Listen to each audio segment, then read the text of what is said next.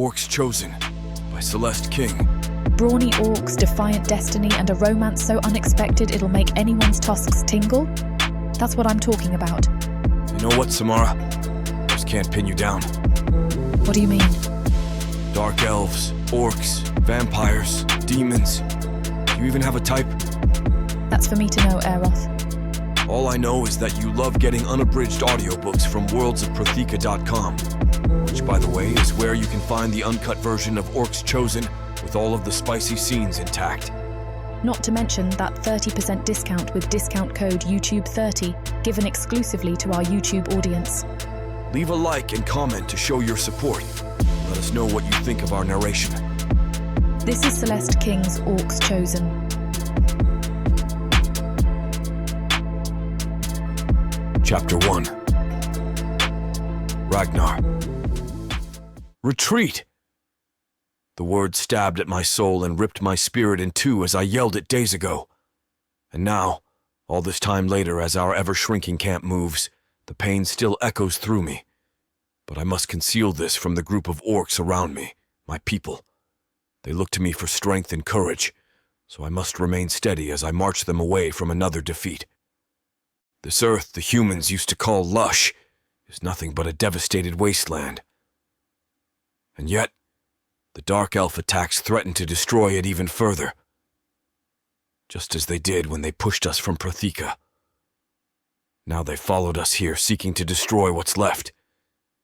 Every time I close my eyes, I see the bastards and hear the agonizing screams as those around me fall under the blade and magic of the dark elves. It may be weakening, but it's still hitting its mark. Relentless attack after attack, men, women, and children, human and orc. We are hunted for sport to them.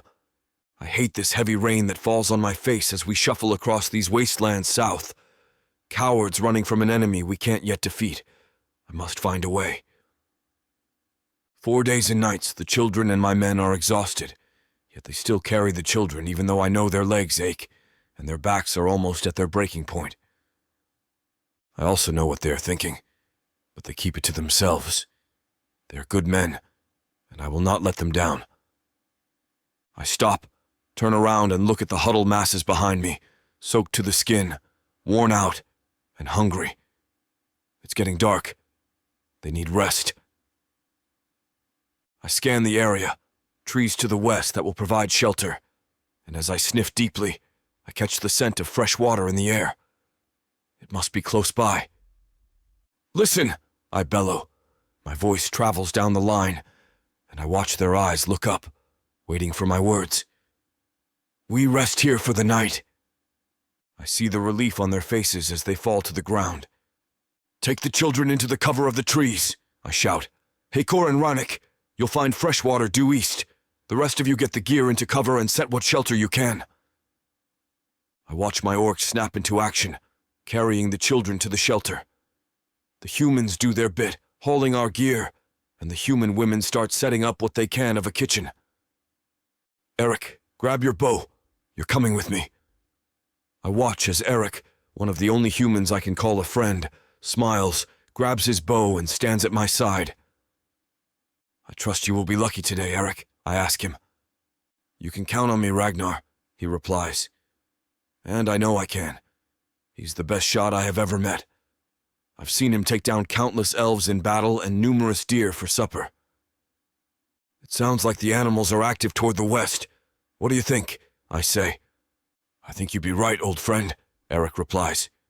Rannik, I shout. Take charge until I return. Make sure there are lookouts at all points. And we set off into the forest. Eric, what are the whispers? I expect you to cut the crap with me, I add as he opens his mouth, the hesitant answer already on the tip of his tongue. I sense he's slightly uncomfortable, but he must have known I would ask. The men are restless, but they would follow you into death, Ragnar. You can be sure of that. But the humans are frightened, and fear breeds discontent. His words cut me. I'm trying to save the damn wretches. I feel anger swell within me. How dare they? I could have left them for dead to the elves. Is this how they thank me? They know you need numbers, Ragnar. They know you will need to use them. The truth from Eric is welcome but always hard to stomach. I stop and breathe in the damp forest air. It's not like there aren't many humans in the war front, working alongside orcs. But these ones I'm protecting, they might not have a choice much longer. And what do you think I should do? Nothing. Leave the humans to me, Ragnar.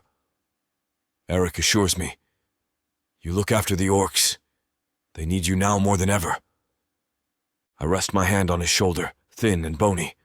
Yet this man has as much muscle as any orc I have known.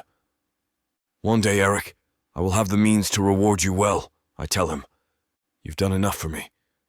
I'd be dead if it were not for you, remember? He adds. I laugh. Ha! How could I forget, strung to a tree, ready to be skinned like a rabbit? Then we hear a snap. We both freeze. I watch Eric's eyes dart from left to right. Then he motions a direction. Our footsteps are soft, and our movement is silent. The trees crack and sway with the wind as we move deeper, following the direction of the snap. Suddenly, Eric falls to his knees, and I watch as he raises his bow. He takes no breath as he listens, and then a flash through the trees. That's not a deer, Eric says as he lowers his bow. I clutch my axe. There! Eric points, and both of us leap into the chase. I catch with my eye and force myself faster, leaving Eric far behind. I can smell it now. I twist, moving my way around it. Then I leap and land, cutting it off in its tracks. I raise my axe. Who are you? I look at the wisp of a human man in front of me. His eyes burned with fear at the sight and size of me before him. Lost, he whimpers. Eric catches up with us, looking surprised at the human before him. More, I demand of him. The elves came. Only a few of us managed to escape. They murdered the rest. Where are the rest of you? Eric asks, watching him intently. Back there, not far. We have walked for days. I went looking for food. My children are hungry, frightened, he explains. I sigh, more mouths to feed. Gather them and make your way east from here. Our camp is no more than 10 minutes. You will find food there, and you can follow us south to safety. Then I notice the smell wafting off of him. Magic. He's been recently touched by it, and is unharmed. Which can only mean one thing. Thank you, sir, the human says, as he backs away and runs into the forest. I turn to Eric and nod, and he knows what to do. He draws his bow back, and I watch as he releases his hand, sending the arrow clean through the air into the back of the human. He drops like a sack of crap. Freaking liar, I say, turning to Eric. Humans do that a lot, he replies. If only we could eat them, we'd have supper sorted, I joke. Ah, I already have that sorted. You think I was merely trying to keep up with you there during our little chase? He points, and I follow him to find a deer with an arrow in it dead on the ground. A little sport along the way. I laugh and slap him on the back, nearly knocking him off his feet, then scoop up the deer. So how did you know? Eric asks me. He reeked of magic, and the only ones alive that do are not one our side, I say grimly, and we begin the journey back to camp. Ragnar! Rannick calls me as we exit the forest and back into the camp. I leave Eric to deliver the deer to the women and approach him. We have incomers, he tells me. Orcs and humans. More orcs, Ragnar. He points across to a group of orcs and humans being tended to. I'm pleased to hear this. We need good orcs badly if we stand a chance against those pointy-eared bastards. Let me greet them. Do they have a leader? I ask Rannick. No, the elves cut him down a few nights ago in an ambush. They slaughtered the only survivors, Rannick explains. I stroll over, purposefully looking like I am in charge around here. I call to one of the orcs. You, come, speak with me. I watch as he approaches me. You must be Ragnar? My name is Jayik, he says. I am and always have been. What news? I ask him. One of our scouts brings news that the dark elves seem to have halted their advance. They must be regrouping, he tells me. And so too shall we. They have been pushing us from the north. We will take the time to regroup and shove them back so hard they drown. They do not know these lands like we do. I smile because I know that now we might stand a chance. Chapter 2. Ava. More damn orcs. I don't trust them, but I know I don't have a choice right now.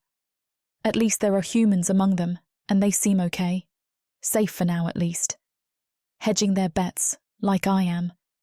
It seems odd that I have been forced to choose between two species when I trust neither, but that seems to be the way the world has gone lately. A world where they don't belong. A world they have torn apart for their greed and bloodlust. "Wait here!"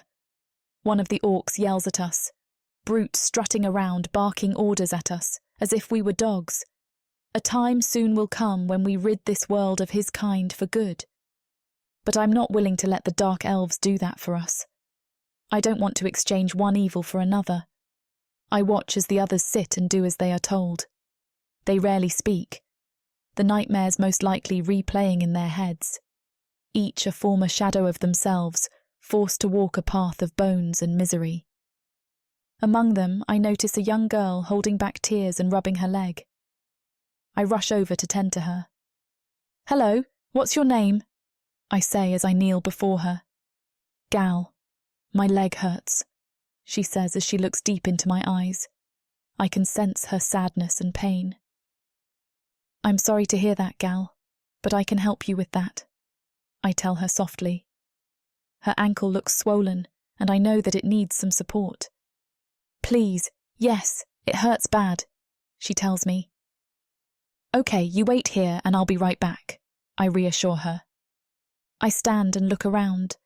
I spy an orc beside the supply wagon and walk over to him.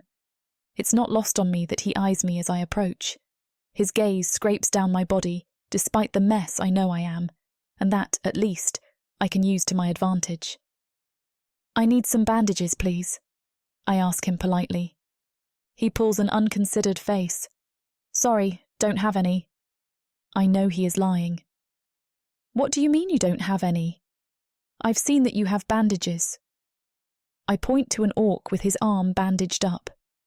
"Those are for us orcs, not for humans," he states matter-of-factly, picking his nose. "I have a little girl who is in pain. She needs a bandage. Do you understand that?" My voice rising. "Orcs only." He turns from me, about to stride away.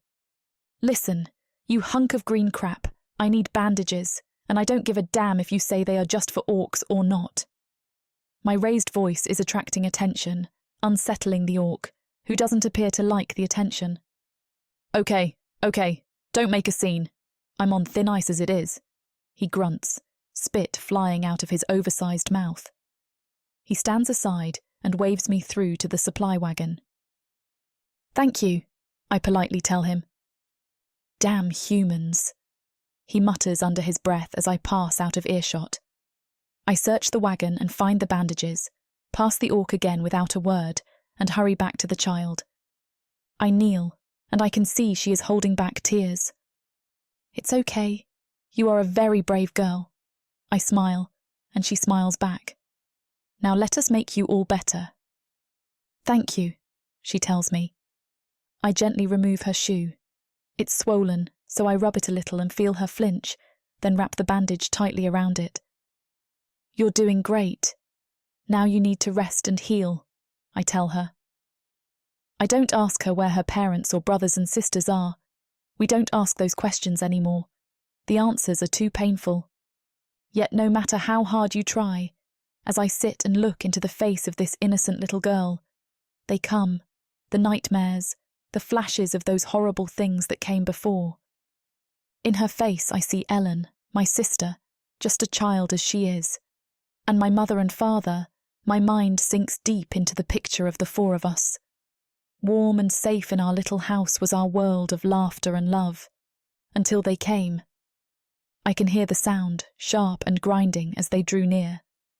I can see the fear on my father's face as he realized what was approaching. He tried to hide us, defend us from the evil at our door. And as I sit here and look into the face of a child, I hope and pray that her nightmares and mine will someday go away. I look around at all the faces, broken but suffering and pain, and understand that I must be strong.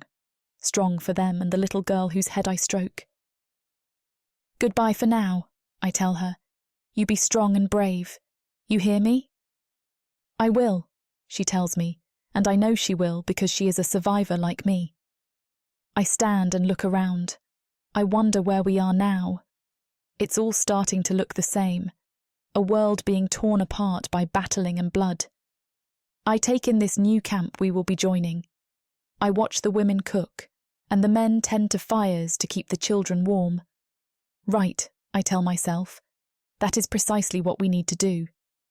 I turn to a group of human men huddled in one corner. You lot, I shout, we need firewood. They look at me blankly. Come on, there are children here, they are cold, we have to start working together. I notice one gets the message. He stands up and motions to the others, who look at each other, then rise, and they set off toward the forest. Good, I say to myself. Let's keep this going. I march over to the big dumb orc from earlier. He sees me coming and lowers his gaze. We can't survive like this, I state firmly. Not you again, he says. I need blankets, and don't tell me you don't have any, I tell him firmly. He sighs and holds his big hands up. Help yourself, lady. I will, and you will help me carry them, I demand. I march him to the wagon and load him up with blankets. Now that I've broken through for him, he seems to quite like being bossed around, so I make him hand out the blankets to the old and the children. Thank you, I tell him. Now, do you think you might be able to manage to get your hands on some food? I watch his face twitch. I might let you sit with me later if you do. I sigh suggestively at him. He perks up at that. I'll see what I can do. And with that, he hurries off toward the kitchens. Nearly there, I tell myself. No more sitting around feeling sorry for ourselves. I clap my hands to get the attention of some women. Ladies, we have food and firewood coming, and we will need pots to cook with, so I need you to use all the charm you have to gather what you can from the main camp. We will be cooking supper tonight. I watch the life force start to re-enter their faces again. I see little Gal, wrapped warm in a blanket. Just a little bit of normality and comfort is all the human spirit needs. Our camp comes alive with conversation, warmth, and the smell of food cooking. I marvel at my fellow humans and their capacity to survive, and I am happy to have helped in that. A little push now and again in the right direction, myself included, is all that is needed.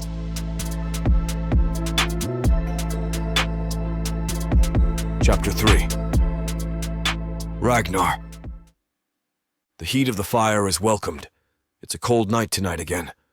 Even as we travel ever further south, the nights seem to get colder, like the world has turned upside down. I watch the men, relaxed and calmer now that other orcs have arrived. I sense it has brought them relief that there are still many orcs that will join us in battle. They share their stories of battle and the odd tall tale of a fallen comrade to help their heroics live on around the campfires to come. Ragnar, one of my men calls to me. Tell them about Gurdur, you were there. The men all turn to me.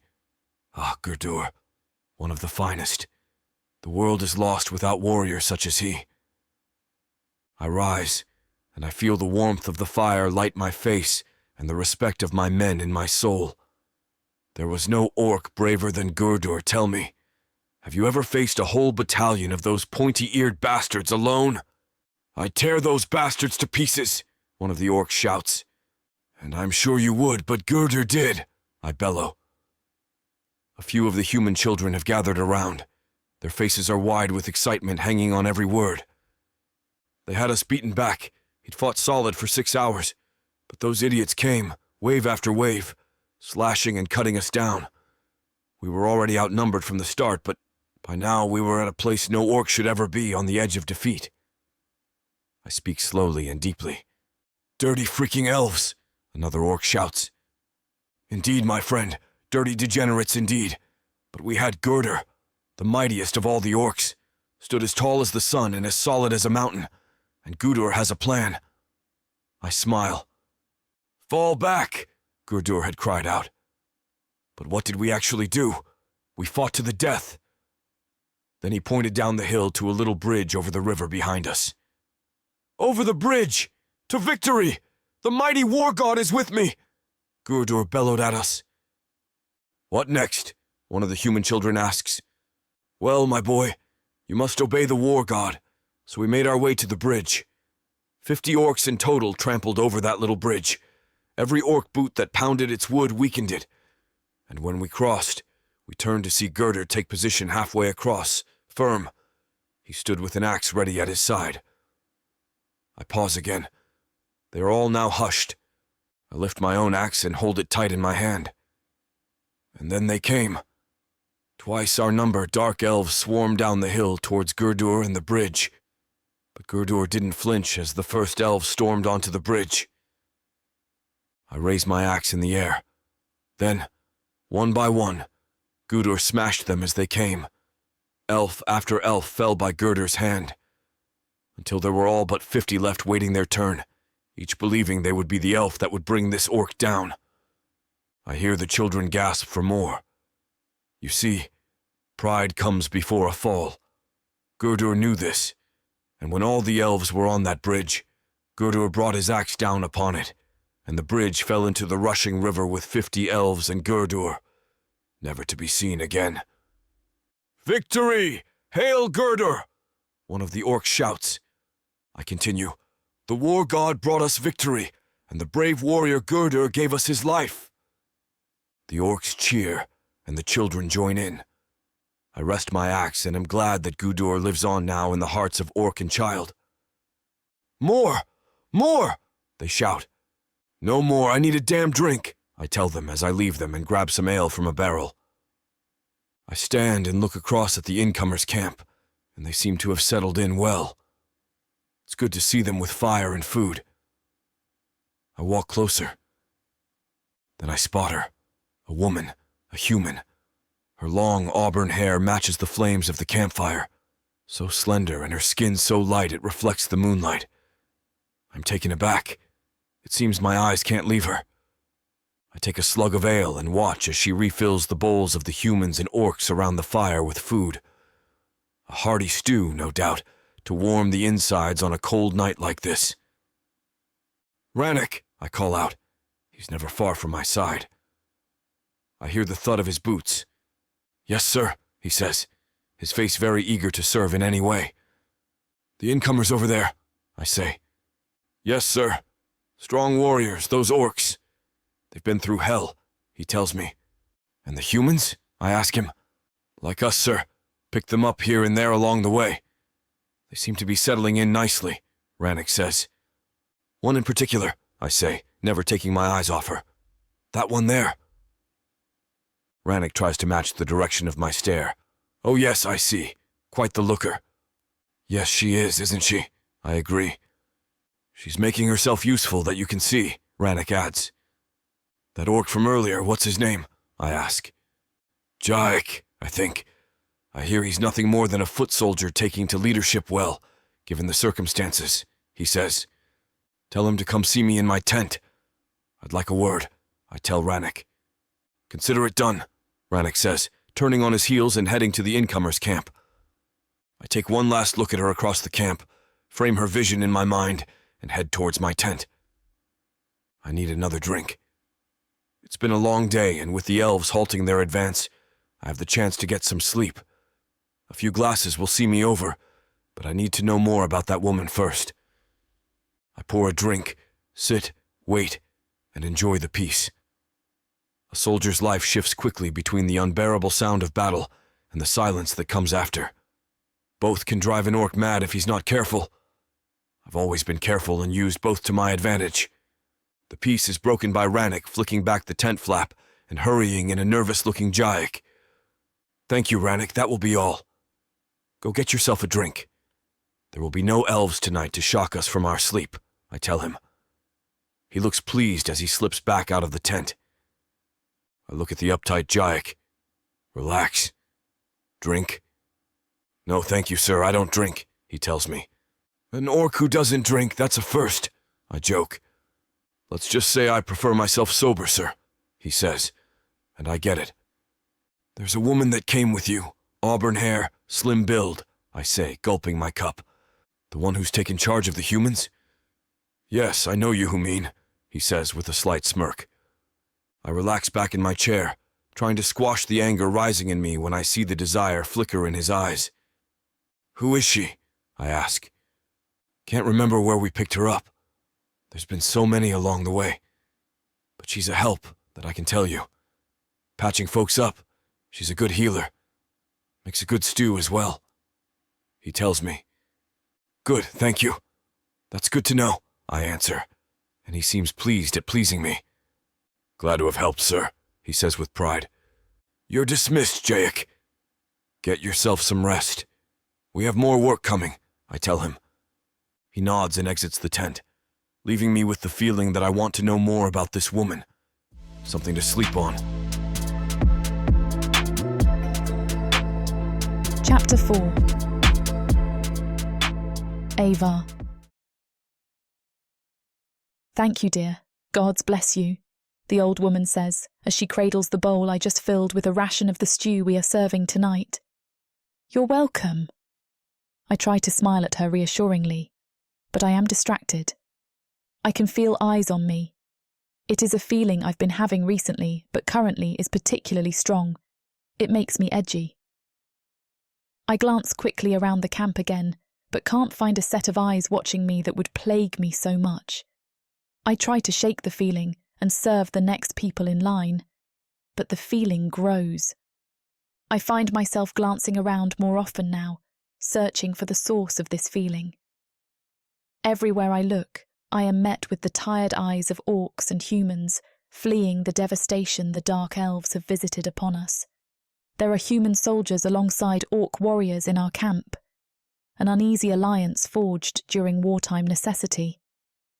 As much as we try to pretend everything is all right between us, there is still an underlying tension in the air that I can feel whenever our paths cross. I tell myself that it's probably just my imagination running wild due to the trauma of losing my family so suddenly and violently. That doesn't make the feeling any less real, though. It only makes it harder for me to accept and move past it without knowing its true origin. The feeling grows and the hair on the back of my neck begins to stand on end, a visceral reaction to the emotions swirling through me.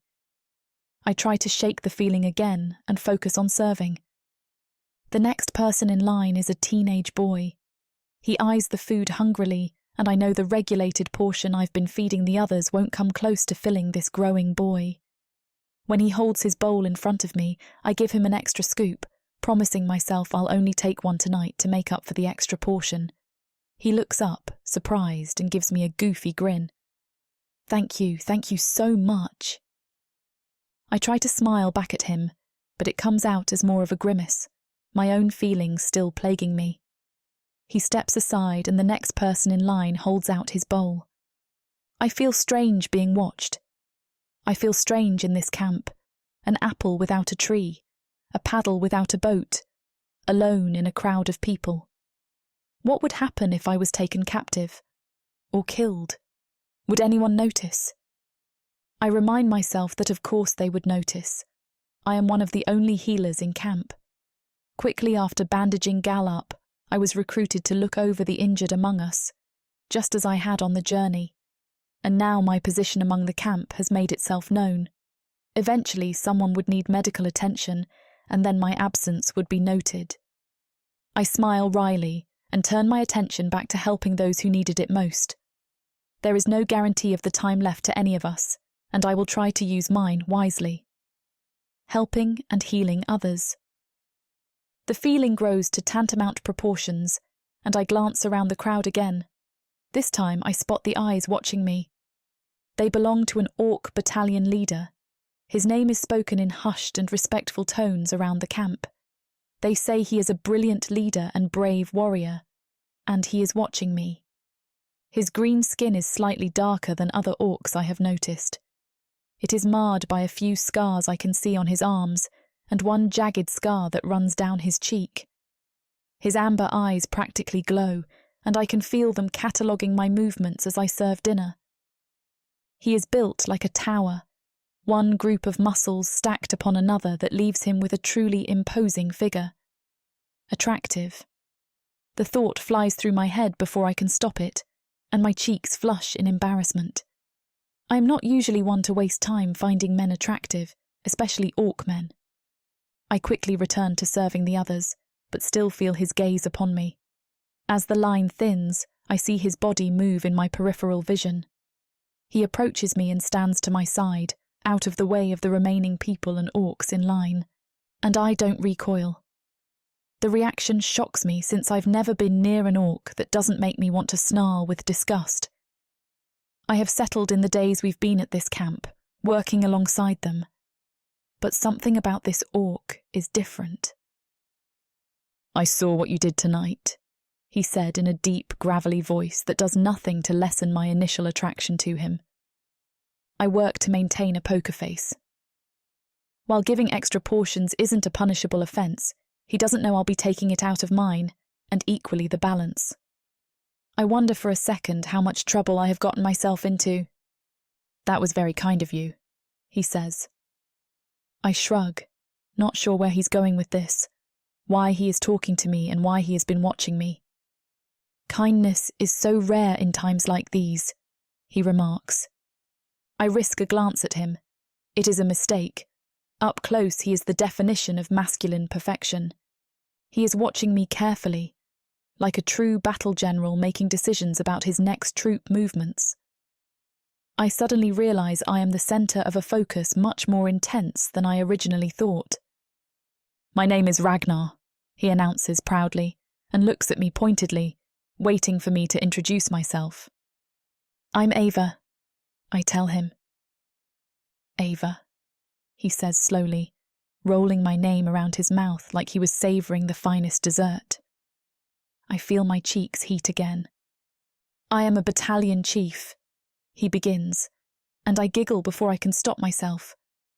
What is it about this man that is making me lower my guard? You laugh. Why? He is still wearing a slight smile, but I can tell he is wary I might be about to offend him. "I'm just surprised you're actually introducing yourself. Everyone knows who Ragnar is."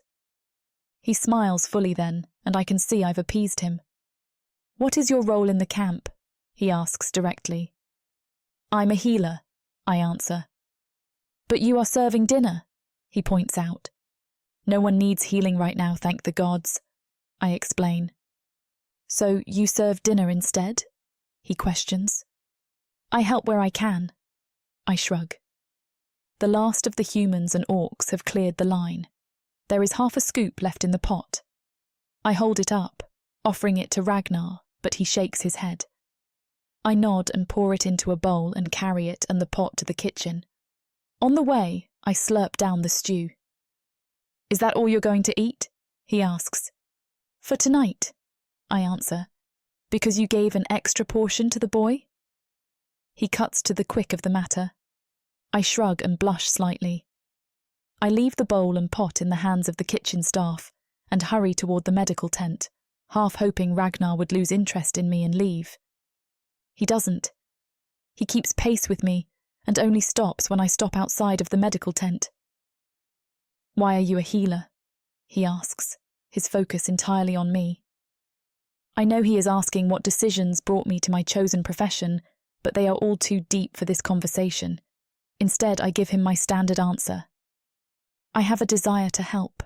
I can't stand it when someone is in pain," I admit. "Someone as in someone human?" he questions cautiously.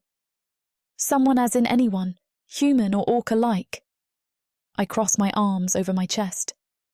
A grin spreads across his face, and he looks about to speak when he catches a commander up the path summoning him. "It was good to talk with you, Ava." He nods at me and strides away. "You as well," I say after him, though I don't think he hears me. Against my better judgment, I find myself hoping to come across him, and soon, as I step into the medical tent.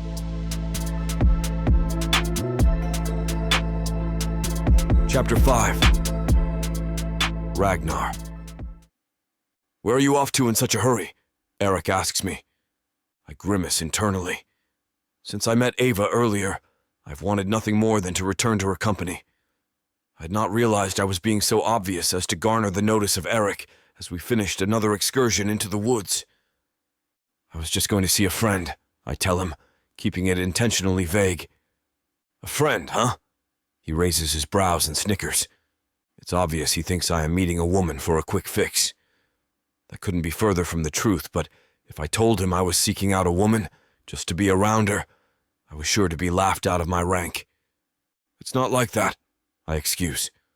Ah, don't worry, my friend, he pats me on the back. Having friends is good, especially in these dark times. A connection will give you hope, even if it's not like that. I nod but remain close-mouthed as we clasp forearms and part company. I try not to run through the pathways and alleys of the camp. I try to keep one foot on the ground at all times, but I'm so excited to see her I feel myself rushing toward her as if pulled to her side through some kind of magnetism. I know I shouldn't go see her. We are at war. It is certain that my battalion will fight. I will not be here long, and I may never return. I shouldn't involve her in something like that. Make her care about me only to die in battle. I shouldn't drag her into my life and my worries and responsibilities. She is so beautiful with her creamy skin and curves and hair in a long, sexy braid that makes me want to unweave it and tangle my fingers in its length. She is kind, giving that boy half her portion of dinner. She is a healer. The world needs more people like her. I should leave her alone, but I can't. She's been in my mind since I first saw her. I am drawn to her. I hardly know her, but I am beginning to crave her, like a cool glass of beer after a hard day's work. I soon find myself in the medical tent and pause for a moment to take her in. She is there, just as I had expected. Her auburn hair is pulled back tightly in a braid that swings down her back. I can hear her voice, soft and comforting from across the tent, and it brings me some measure of comfort as well. She's tending to one of the wounded soldiers, helping him drink from a cup of water and tucking blankets around his shoulders. I watch her move around the cot with an effortless grace that stirs something inside me. There is something so peaceful about being near her, like she has a calming presence that silently says, "All will be right." The soldier lays back on the cot, and she bends to tuck the covers around him. I take a moment to appreciate her curves as she does so. She has the kind of ass that makes my whole body tighten with want. As if sensing my gaze upon her, she looks up and meets my eyes with an almost knowing look on her face. It's clear I've been busted checking her out, and she shakes her head slightly before turning back to the patient. When she is done, she stands and nods to the back where a curtain partitions of a portion of the tent. She swings it to the side and steps in. The area is filled with what medical supplies they could scrape together when they fled the initial attack by the dark elves. Other supplies have been scavenged and added on our journey as we try to find a more permanent base. There is one chair in the room, and she offers it to me, sitting primly on one of the crates with a lid. She reaches across to another crate and pulls a pad of paper and a pen into her lap and looks up at me expectantly. "How can I help you?" she asks, and scans my body quickly. Takes me a minute to realize she is checking me for injury. She must think I am here for treatment. "I am fine," I assure her, and she nods suspiciously. "Then why are you here?" she asks. "I wanted to see you," I admit. The kind woman with the beautiful chocolate eyes, I manage not to say. She blushes and glances to the side. She opens her mouth to speak, and for a moment I am sure she is going to send me and my attraction to her packing. I've noticed how she acts around other orcs, but with me. Maybe it's wishful thinking, but she doesn't shove me away quite so quickly. "Healer!" a voice calls from the front of the tent. "Is the healer here?" She stands and scurries through the curtain. I follow behind her. A soldier is hunched in the opening of the tent. He is clutching what looks like several deep gashes in his shoulder. "Oh my gods!" Ava gasps. "Come sit!" She motions to a cot, and the soldier stumbles over and drops heavily on it. Ava spares a glance at him and turns to a crate to pull out the necessary supplies. "I'm going to need to get to that shoulder," she informs him. "You'll have to take the armor and shirt off." He nods and struggles to remove the chest plate. I help him, and by the time Ava turns back with the supplies, we've worked him free from his shirt. "This is going to sting," she says, before she pours alcohol over the wound. "Damn!" the soldier grits his teeth. "I am sorry," Ava coos, though she has nothing to apologize for. "How did this happen?" she questions. "I was scouting. Came across a dark elf doing the same. He had a sword. Got in these slashes before I managed to take him down," he recounts through pained gasps. Once clean, Ava rubs a numbing salve around the wounds. She opens a suture kit and quickly threads the needle. She pokes the area around the gashes gently with the needle to see if the area had already numbed. When he doesn't react, she begins stitching, starting with the lowest wound. Drops of blood trail from the wound as she stitches, and I quickly sterilize my hands and dab a gauze pad around the wound so she could see to stitch. She looks at me in surprise. "Thank you." She gives me a small smile. I return the smile and nod at her. She turns back to the soldier and continues to stitch. "What are the chances you'll actually rest if I prescribe it?" she asks him with a teasing smile that tells me she knows he won't follow her prescription. "This is war, healer," he answers. "Fair enough," she nods. "Well, you have lost a lot of blood. You'll need water and lots of nutrients to replace that loss. Try to drink as much as you can in the coming days and don't skip meals. You should really rest for a few days to recover your strength. Negating sleep, you'll have to eat to make up for it. If you don't, it'll take longer to regain your health." I understand. He nods and stands, gathering his shirt and armor in his hand. "I have a place I can rest tonight. Thank you for your help." He thanks her again and nods at me before leaving the tent. I watch him go, then turn to stare at Ava as she disposes of the refusal of her treatment like it was just another day, and she hadn't just saved a soldier from bleeding out or worse, a deadly infection. Like she didn't just triage a soldier of his war-inflicted wounds in a shoddy battle camp medical tent. "You're amazing," I blurt. She smiles and blushes but shakes her head. "No," I insist. "Don't brush it off. Your service is invaluable." A deep respect for her washes over me. "I'm a healer," she shrugs. "That is what we do." "No," I shake my head. "You're not just a healer. You're a gift." Chapter 6. Ava. My feet crunch through the fallen leaves as I trudge towards the stream. The late autumn air feels heavy in my lungs, and the empty water skins bang against my legs with each step. And to my surprise, my mind is occupied. Ragnar's face keeps popping into my head, his ever-present smile and gentle demeanour a stark contrast to the other men. His attention has been comforting, but at times it feels almost too kind, leaving me confused and uncertain. I have been trying my best to keep my distance, not wanting to get too attached. But there is something about his gentle strength that draws me in. He seems to be almost kind, and yet able to draw a simple blade and dispatch an enemy with ease, a combination that intrigues me. Even if it should not. Even if I have learned not to trust orcs. This one, I am having a hard time keeping my guard up around. I crouch in dense reeds by the stream's edge, silver water trickling through my fingers. My mind drifts to Ragnar. We are at war. He will have to take the orcs to battle. He might not come back. I may be a casualty of this war-torn planet, or sent to another camp. We are all scattered now, the base is makeshift and ever-changing. I don't know what is to come and... A snap sounds somewhere near me. Startled, I jump to my feet and whirl around. My heart races as I scan the area for any sign of danger. Just then, a figure saunters out from the bush's shadows and into the light. It is an elf, tall, dark, and menacing. His eyes blaze with hatred beneath his pointed ears, and he strides towards me with a powerful grace. I stand as still as a statue. My body is tense and my hands are balled into fists. I try not to move, to breathe too loudly. A cold sweat breaks out on my forehead, and my whole body feels like it's cramping up.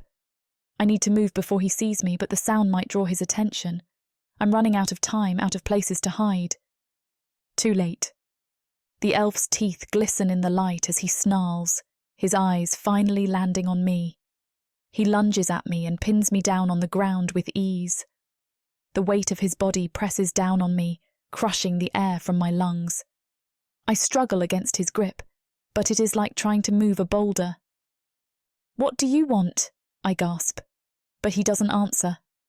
Whether this is personal or for sport, I couldn't tell. He clenches his teeth and pulls me close, growling and hissing through gritted teeth. His fingers are like iron, squeezing my wrists until I wince in pain as he forces them into the ground beneath us. The fire of hatred burns in his eyes, his long hair wild from the rage that pulses through him. I struggle desperately, kicking my legs and trying to twist my body away, but his grip is too strong. Fear courses through me as I realize I am helpless beneath this vicious elf. I cry out for help, but my voice is muffled as he presses his hand over my mouth. His sinister smile chills me to my core as he holds me pinned down, at his mercy. I throw my head back and shout with every ounce of strength I have in me, "Let me go." But it is to no avail. There seems no hope of being freed from his grip. My heart races painfully fast and tears begin to stream down my face as I fight against him with all my might. I thrash and struggle with everything I have, but the elf is immovable. His vice-like hands clamp down harder, his pointed nails digging into the tender flesh of my wrists. I scream and plead, begging him to release me, but my cries only seem to fuel his twisted pleasure. And I realize that he could have already gutted me by now, but he's rivaling in my fear. How long will this go on? He stares down at me, his eyes dancing with dark delight at my suffering. I go limp for a moment, sobbing in despair and exhaustion. But I will not give up. As long as there is breath in my body, I will resist this monster with all I have. I stare up at him, paralyzed. His lips pull back in a snarl. "Filthy human scum." He breathes and I shudder. "I have not been allowed to taste. We've used your kind for fodder, and it has been much, too long." Still pinning me down, he brings his face closer to mine. I cringe away in revulsion but cannot escape. I struggle anew, desperate to get away from him and this perverse assault. But he only seems encouraged by my resistance. His grip tightens painfully as he drags his mouth along my skin. Tears blur my vision as I pray for this to end. But for now, I am trapped at the mercy of this wicked elf. "No!" I shout and use my knees to push at his hips with all my might, but he is too strong. His hands grasp at my clothes as I kick and squirm in vain. Tears stream down my face while I desperately try to get out from underneath him. I scream and thrash as he tears at my tunic, his fingers like talons ripping through the fabric.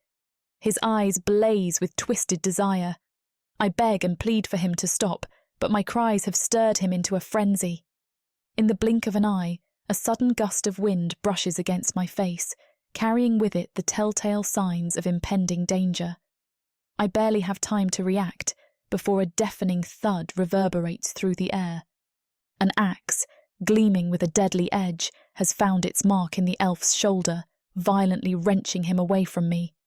The impact jars him, and a pained cry escapes his lips as the sharp blade cuts through him effortlessly. Time seems to slow as I take in the wound.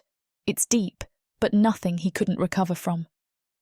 The elf, wounded and disoriented, struggles to regain his footing, and I take the chance to scramble back.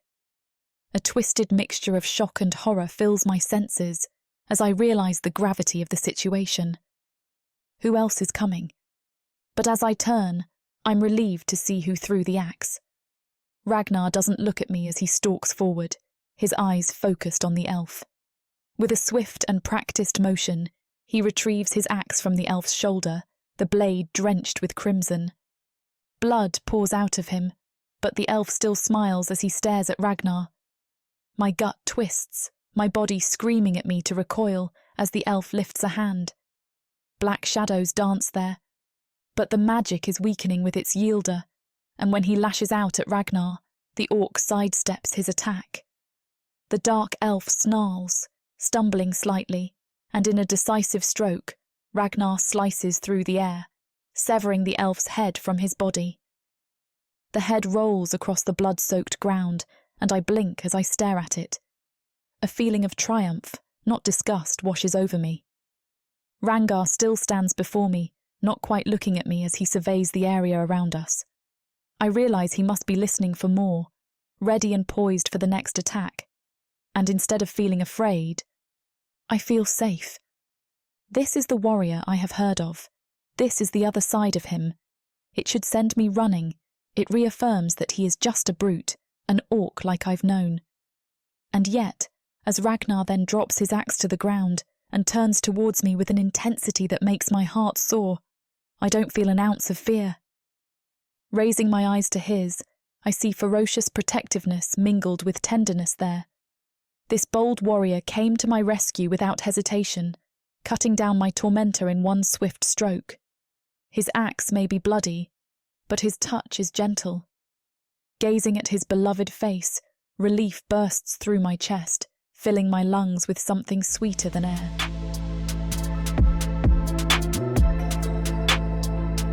Chapter 7. Ragnar. A clean cut. I withdraw my blade. The thump of a body against the forest floor plays out behind me as I turn to Ava. Her eyes are wide, flickering between disbelief and fear. I can see her chest heaving, ragged breaths trying to their best to catch up with the adrenaline that must be coursing through her. "Are you all right?" I calmly ask, though my eyes are scanning her worriedly. I'm not even sure why I'm so worried for her. Perhaps it's the way she looks at me, like she's seeing me for the first time. Ava nods her head slowly, her hand reaching up to touch her throat where the knot of fear still lingers. "I'm okay," she whispers, barely audible. I hook my axe on my belt and take a step towards her, my hand outstretched. She flinches at my touch, but then relaxes as the warmth of my palm seeps into her skin. "We need to keep moving," I say, my voice low and steady. "I don't think they'll be following us anymore, but we can't afford to stay in one place for too long." She glances down at it and I quickly drop the hand. What am I doing? A silence lingers between us and I walk up, trying to fill it and usher her back home all at once. "You need to be more careful. Gods forbid if I had not been there to stop the attacker." She stares up at me, empty basket for water still in her hands. "I know. I'm sorry," she mumbles, the anxious anger simmering down in my chest. Worry fades as I take a huff of a breath. "Let's get back to the camp, please." Ava nods silently, then starts to walk ahead of me. I fall in step behind her, watching her as we make our way back to camp. It's strange to think that just moments ago, I was fighting for her life. I can still feel the thrill of the chase, the sharp edge of my blade slicing through the air. It's almost addictive, the rush of adrenaline that comes with the possibility of death. But as we walk, I push those thoughts to the back of my mind. Ava is still shaken up, and it's my responsibility to keep her safe. We walk in silence. The only sounds are footsteps and the rustling of leaves underfoot. "So why were you out of camp in the first place?" I ask, breaking the silence that has enveloped us. Her head snaps up, almost as if she has forgotten that I am walking behind her. "I was just going to get some water from the river," Ava murmurs. I nod, making a mental note to always accompany her in the future. I can't have her wandering off, especially not with the danger that lurks in these woods. I find myself constantly checking the area around me, worried another dark elf is going to make its appearance before we can make it back to the community. "Something wrong?" she asks, and I shake my head. "No, just making sure we aren't going to have another issue before we make it home." I find myself inching closer toward her, the smell of her beautiful auburn hair wafting all around us on our walk. "What were you doing outside of camp?" she asks me, indulging small talk with me. I hesitate for a moment before answering, not wanting to give away too much information, but I know Ava well enough to know that she won't let it go until I answer her. "I was scouting the area, making sure there are no threats nearby," I reply, keeping my tone as casual as possible. Ava nods, seeming to accept my answer without question, but I can still see the flicker of curiosity in her eyes, and I know that she'll be asking more questions later. As we walk, I can't help but feel a pull towards Ava. Something about her has always drawn me in, from the moment we met. Maybe it's her fierce independence or the way her eyes light up when she talks about something she's passionate about. I shake my head, trying to push those thoughts away. It's not the time or place for them, not when danger is still lurking around every corner. As we approach the camp, I can feel my heart beating faster. It's not just the adrenaline from the earlier encounter, but also something else stirring inside of me as I watch Ava walking ahead of me. Maybe it's the way her hips sway or the curve of her back as she carries the water basket. It's impossible to ignore the way she makes me feel. I shake my head again, trying to clear my thoughts. This isn't the time or place for those kinds of feelings. Besides, I have other responsibilities to worry about. The safety of our community is always at the forefront of my mind, and I can't let anything distract me from that. My thoughts are interrupted as a group of men approach us, their faces twisted in worry. "Is everything okay?" one of them asks, eyeing Ava. It's then I realize her shirt is still ripped open, though thankfully she isn't too revealed. "Yes, we just had a run-in with a dark elf," I reply, my voice calm and steady.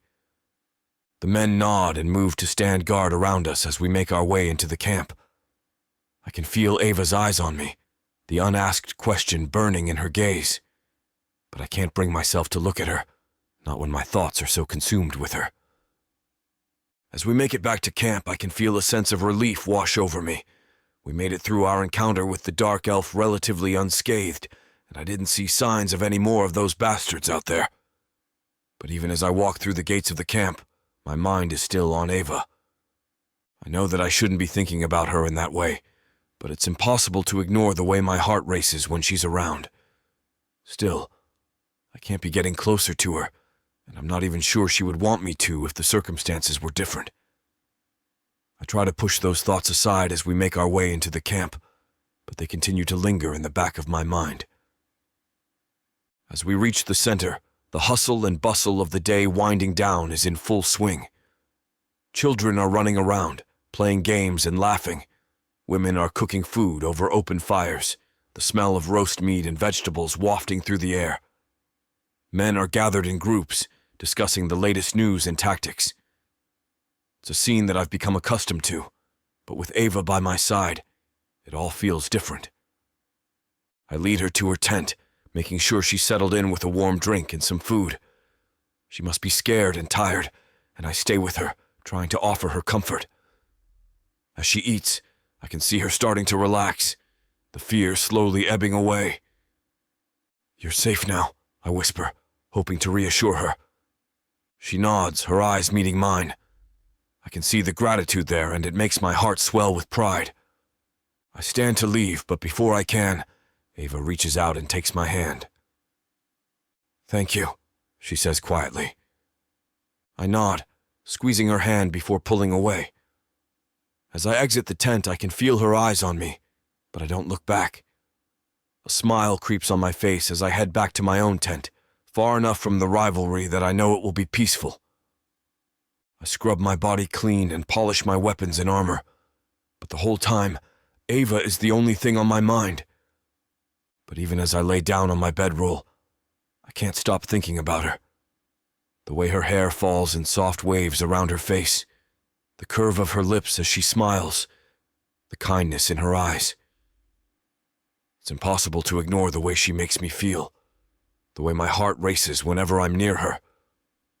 I should have reprimanded her for being out there without a guard, but it would have been no use. Ava is too strong-willed, and she was only trying to carry out her duties. But the sight of that dark elf on top of her. Red flashes across my vision, though it is quickly assuaged by the memory of me killing that filth. And in the moments after. Thanks for hanging out with us, dear readers. Unfortunately, this portion of the chapter is too hot for YouTube. Head on over to worldsofprothika.com and use code YouTube30 for the glorious, unabridged details. Now, back to it.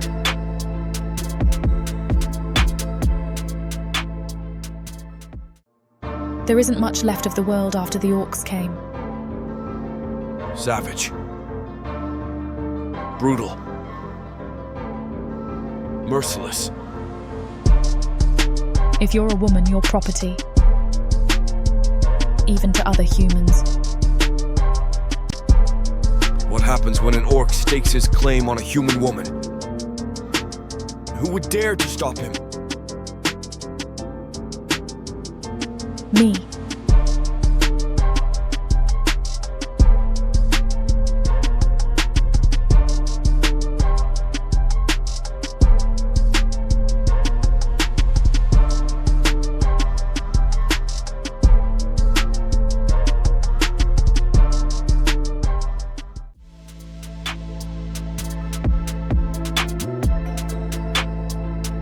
Chapter 8. Ava. Ava. Eric, who I've learned works closely with Ragnar, rushes up to me. I've just stepped out of my tent, pretty much avoiding breakfast. I've snuck in at the tail end of most meals in the last 4 days, keeping to myself more than anything.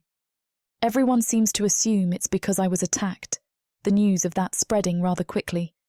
But that's not the truth. I haven't seen Ragnar since he left me in my tent. That night I tossed and turned all night, and not from the nightmares of the dark elves. It was from remembering how it felt to have Ragnar hold me, how relieved I was to see him, not just any orc, save me. And I realised that I was starting to let my guard down too much with this orc. So I've distanced myself. I need to put an end to that. "Hey, Eric," I say as I continue on my path to the centre of the camp. The kitchens should be putting away breakfast, and I need to see if I can swipe anything. "How are you doing?" He eyes me, and I wonder if Ragnar has sent him to check on me. I shrug. "I'm fine." "Are you sure?" He tilted his head, and I don't like the way he's appraising me. "If you need anything." "It's a war camp," I snap, the idea of him watching over me like I'm some child making me bristle. I don't need him reporting back to Ragnar just because I refuse to see the orc. "I think we have bigger things to worry about." He pauses, raising an eyebrow. "Right." It seems my outburst has only put in his mind that I am not all right. But 4 sleepless nights as your mind wars with itself will do that. "Well, if you do." "I'll let you know," I answer for him. He nods and I continue into the camp, but I don't make it too far before I hear the clash of weapons. Despite my growling stomach, I turn toward the sound, and my heart nearly stops in my chest. Ragnar is in the centre of the ring, shirtless. His pants are tight and slung low across his hips, showing off his extremely chiselled chest and abs. I blink, trying to remind myself to keep walking, but I can't seem to move. So this is where he is during the day. Why has it taken me so long to see him? No, I remind myself. I don't want to see him. But with the way my heart is stuttering as I watch him block a blow, his enormous body rippling with the effort, I can't find it in myself to rip my eyes away.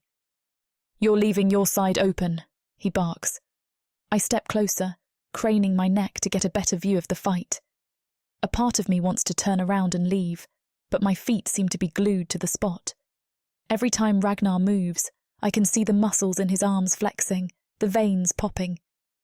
I swallow hard, feeling a rush of heat pooling in my stomach. I've been lying to myself, saying I'm not attracted to him. He's a brute, a warrior. But something about the way he moves, with such grace and power, and I can't ignore the way my body is reacting now. Damn, he looks good. Ragnar glances in my direction, his eyes narrowing as he spots me. For a moment I think he's going to stop the fight, but then he turns back to his opponent and delivers a swift kick to their stomach, sending them staggering backwards. "Never let your guard down," he tells his opponent. I take a step closer, my breath catching in my throat as I watch him. I'm not sure what I'm hoping to achieve by being here, but I can't seem to bring myself to leave. My stomach clenches as he lunges forward, his entire body flexing with the movement. You need to work on your strength. You are tiring too quickly and leaving yourself vulnerable. My mouth waters as I watch him, and I have to rip my eyes away in hopes no one notices. It's not the first time in the last few days where I've been plagued with these thoughts, but I shouldn't be entertaining them. Ragnar is an orc, for God's sake. I know better than to want him. They came here and ravaged our planet. They only are treating us well now because they need us. They are selfish creatures. And yet, he saved me. I shake my head, feeling too conflicted. Everything I thought I knew about orcs, Ragnar has undone, but I still don't want to let my guard down. What will happen after the war? Will it change how he acts toward humans? And what will happen during? I can't stand to grow attached to someone, to have a weakness or worse, be a weakness. Now is not the time to be considering if I was wrong about orcs. And yet I want him. I can't believe my thoughts as I stand here. Despite everything that I tell myself, I'm strangely drawn to this particular orc like a moth to a flame. His face is handsome and kind, his voice soft and inviting. He smiles when he speaks to me, and something inside me starts melting away with each comforting word. I try to keep my gaze away from Ragnar, but my eyes almost uncontrollably flicker in his direction. The heat of the midday sun makes his tan skin glisten with sweat, and every muscle on his body seems to ripple as he works. Anxiety rises in my chest, and I can feel my heart pounding right out of my ribcage. I attempt to refocus on the chores at hand, but find myself drawn back to him again and again. I shake off these thoughts, knowing I need to find some work to do. It will help occupy me, and I always want to make sure that the camp is taken care of. I head toward the makeshift kitchen. "Hey," I say to Vieira. She's taken the lead of the cooking and cleaning. "Is there anything I can help with?" She shakes her head. "Breakfast is all done, and lunch is prepared. Why don't you take a break?" But I know I can't. I can't handle what happens when I get too still. No matter how hard I try not to think about Ragnar, he remains in the back of my mind, much more present than ever before. His image flashes behind my eyes every time I close them, and I replay his voice over and over in my head, low and soothing. It's like he's infiltrated my entire being, and I can't seem to pry him loose. I leave Vieira and head to the healer tent, almost relieved when I see the medkits are getting low. I try to keep some things on hand to be passed out to soldiers when they go into battle. They need to be able to field dress after all. I gather my supplies and find a seat, trying to ignore the fact that it has a great view of Ragnar as he pores over maps and discusses something with the orcs around them. The tents are almost too small to house them all, and I've noticed they tend to be outside. Not that I mind as I watch Ragnar shift, his back rippling as he points. His muscles shift with the movement. I fumble as I refill medkits, dropping it all the ground and cursing beneath my breath. That's what I get for staring. Shaking my head, I move to start cleaning it up when another woman from my village, Leslie, approaches. "Is everything okay?" she asks gently.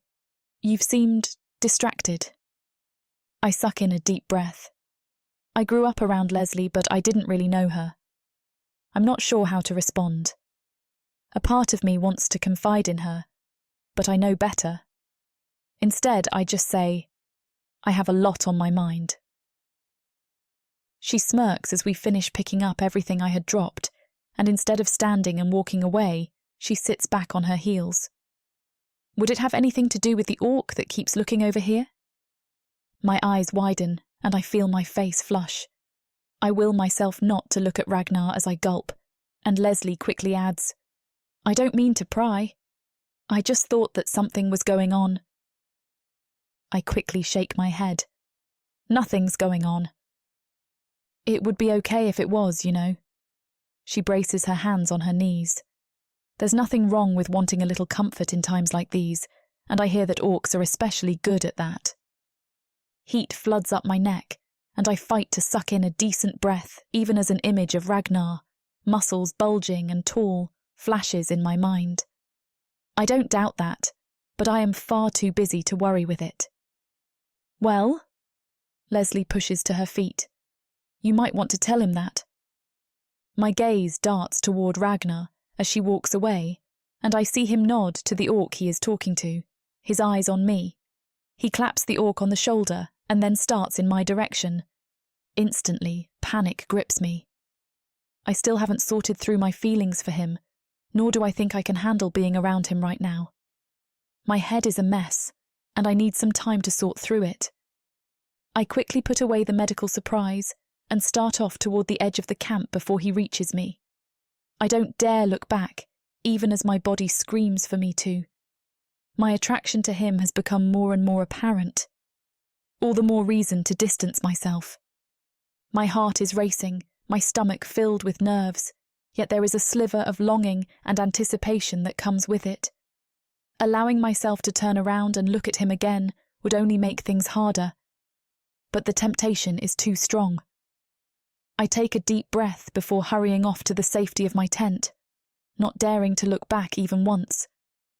Once inside, I wait for him to come to my tent, but it seems that he understood my intent by ducking in here. Disappointment floods me more so than relief, and I try to squash it. I shouldn't want him, shouldn't be bothered that I haven't talked to him. I need to keep my distance. Which I have been. An image of him in the training area from earlier flashes through my mind, his body ripe with sweat and powerful. It sends heat flooding through me. Just as it has the last 4 days I've seen him out there. I grab my water skin, sitting down in the corner as I try to ignore the way my body responds to him. Orcs are brutes, I remind myself, but the words don't deter me. They stir me up. Sorry, dear readers, this portion of the chapter is much too hot for YouTube. Slide on over to worldsofprotheka.com and use code YouTube30 for a great deal on the spicy, unabridged content. Now back to our lovers. Chapter 9. Ragnar. You've got to follow through with that swing. I train one of the squad leaders. Otherwise, you'll hardly scratch him. Follow through. I turn and demonstrate on one of the weapons dummies. My swing shears right through the pole that had been the dummy's arm. We aren't supposed to be able to slice through those poles, but then again, my dedication to the battalion has never been as strong as it is today. Gods, I hear the squad leader whisper to a nearby member of his squad. What's up his ass today? Ava. She was the first thought on my mind when I woke this morning. The warmth that I feel when I think about her smile. My excitement to see her. The tightening in my body at the thought of her curves.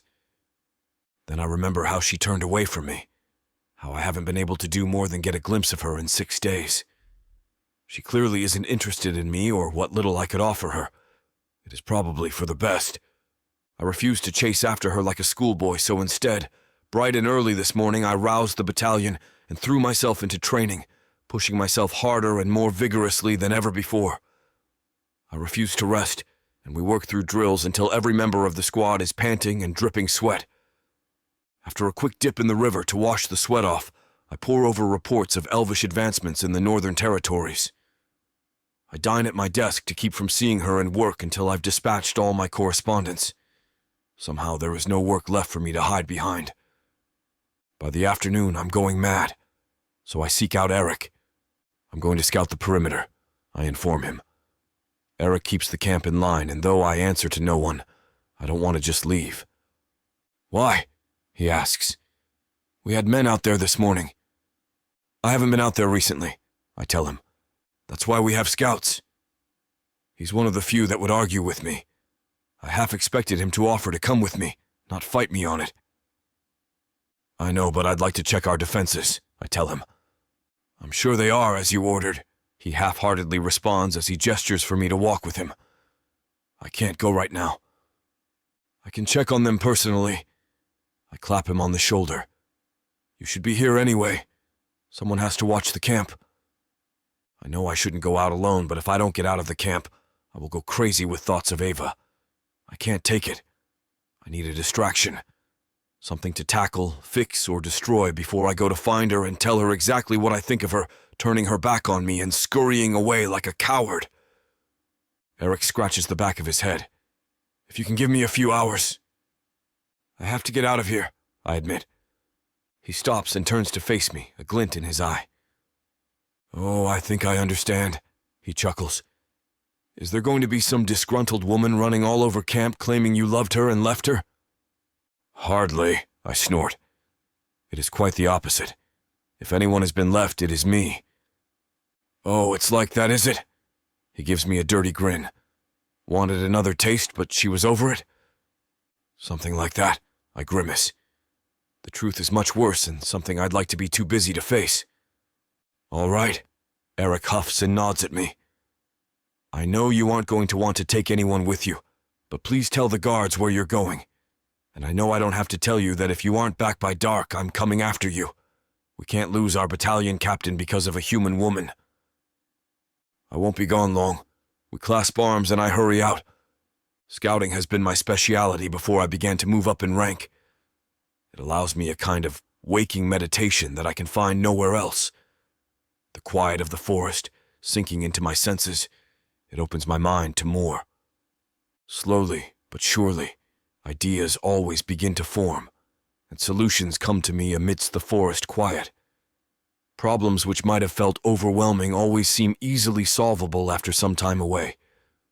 But not today. The warm afternoon air whips around me as I slip away from camp, but the calm I am seeking does not come.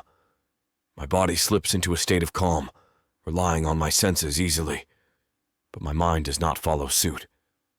Ava, why was she out at the creek alone anyway? Foolish woman. She was only human after all. So delicate and fragile. So beautiful. I take a deep breath and exhale long, hoping to exorcise thoughts of her. Why does she plague me so? I've been so lost in my thoughts I'm not even sure how long I've been out here. And it is growing dark. I didn't manage to kill anything, unfortunately, and I'm itching to go hunt. But it's too late. I force myself back toward the camp and manage to pass the guards right as the last light of the day fades.